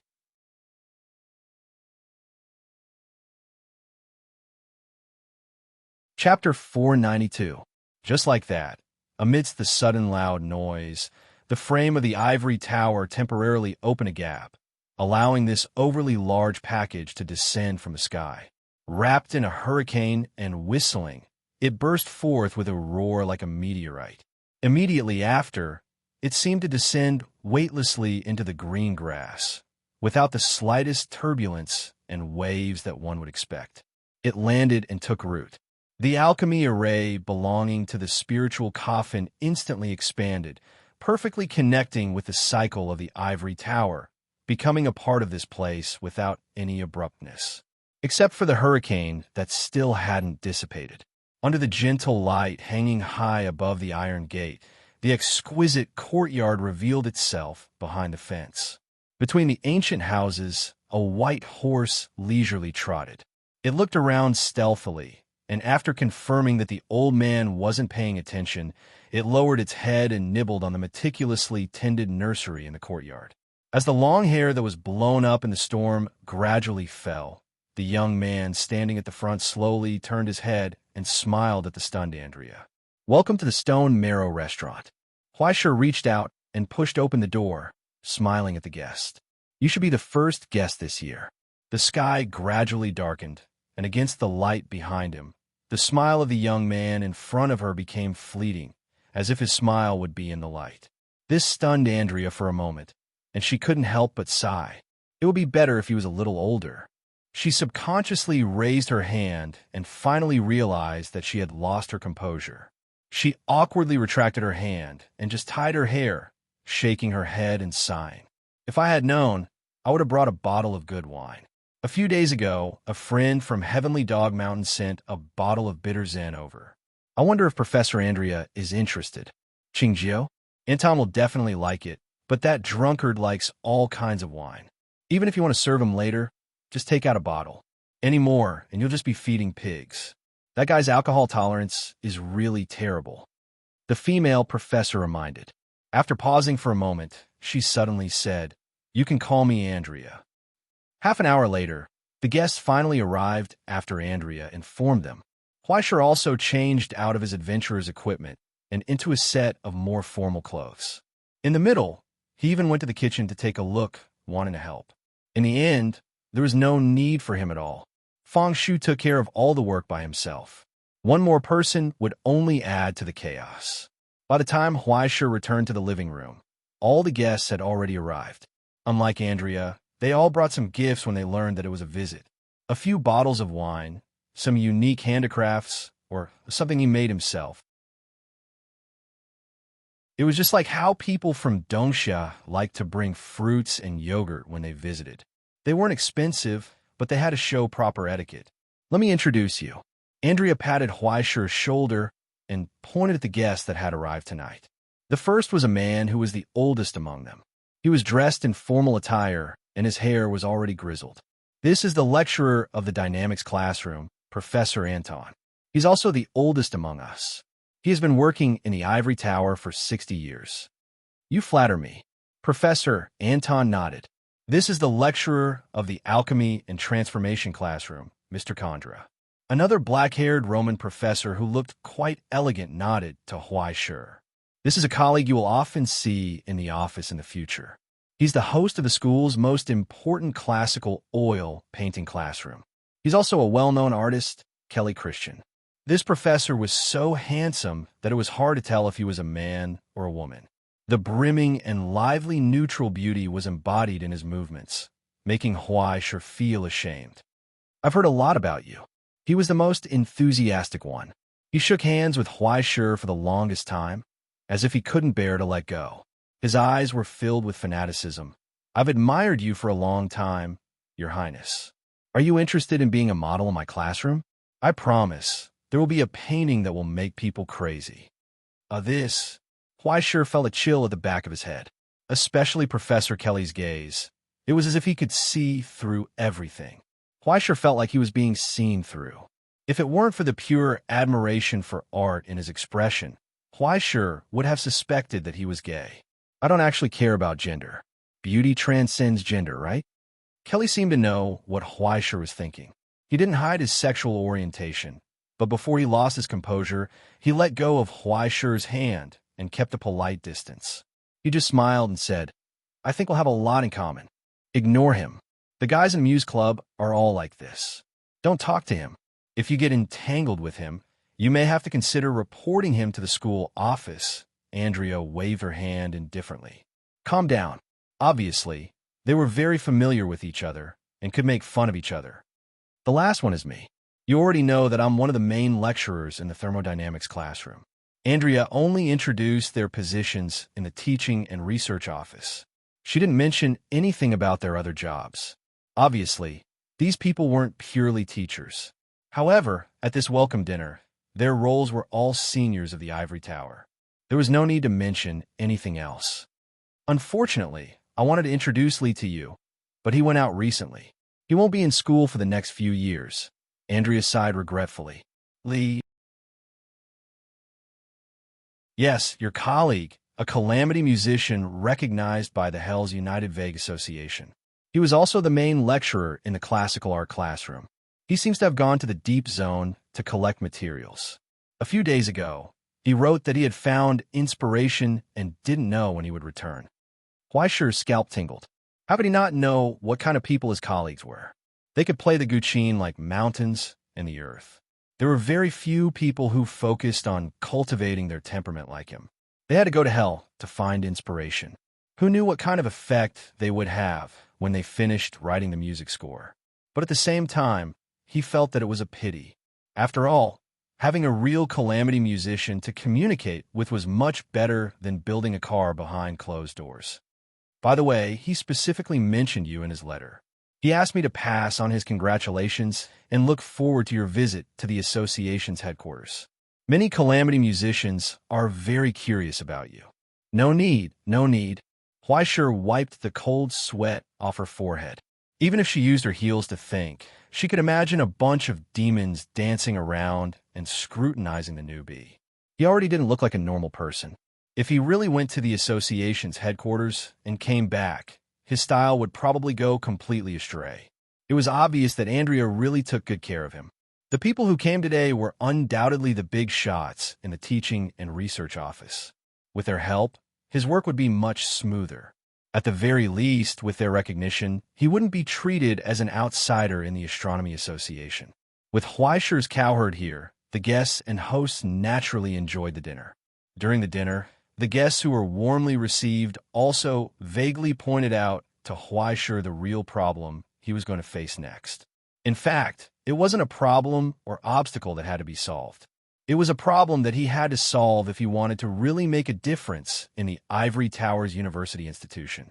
That was an official seat in the important department of university teachers, the Teaching and Research Office. With an official seat in the Teaching and Research Office, he would be qualified to attend the school's internal management meetings. He would also be qualified to fight for the teaching budget every year. He would have the priority to fight for research funds and help from the Ivory Tower. If Huaishi could become an official member of the Teaching and Research Office, then most of the departments in the Ivory Tower would be open to Huaishi for free. This included the most cutting-edge source laboratory, a large number of alchemy equipment, and the most advanced research facilities all over the world. Most importantly, the Ivory Tower's branches in Hell and the help of friendly organizations. More than 6 border test areas, 3 shallow Hell test areas, and a large number of subordinate departments would cooperate without any conditions. This also included the Hell Music Association, the Muse Club, the Barber Association, and the Hell Music Association that Huaishi was most familiar with. They even used public funds to hire mercenaries from the graveyard of the returnless to explore. They could use all the patents purchased by the school for free and the A-level authority of the Stoneware Society to access a large number of alchemy formulas. All of this could only be done by becoming an official member of the Teaching and Research Office. And Huaishi's first reaction was to think about the destiny of the young arbiter of fate. Now, it was the most important thing for him to solve. Cultivate a large group of Hell that belonged to him. If he could borrow the manpower and material resources of the Ivory Tower, this would not be impossible. In fact, the problem lies in one point. The most mature Professor Anton put down his wine glass and said seriously, an official member of the Teaching and Research Office is actually a false proposition. Huh? Huaishi didn't understand. All teachers, according to the rules, are members of the Teaching and Research Office.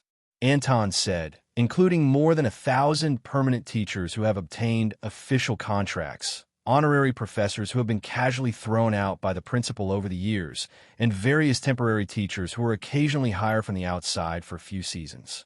He said, according to the rules, everyone is a member of the Teaching and Research Office. Do you understand what I mean, Mr. Huaishi? Huaishi raised his eyebrows. He was too familiar with this set of rules. No, People in society should be familiar with it. It was nothing more than the hidden rules used in the office to distinguish between classes. Or more obviously, it was also a public institution, but there was a difference between authorized and contracted workers. Both went to hell, but celestial genealogy was more like a local. Hidden rules and differences were everywhere. Then, the key question came. What is the real difference? Huaisher asked. The classroom, Anton said bluntly. A permanent classroom that belongs to you, and only you. You're tuning in to the Warrior Lore YouTube channel. Don't forget to subscribe and join us on this journey to catch the most captivating stories.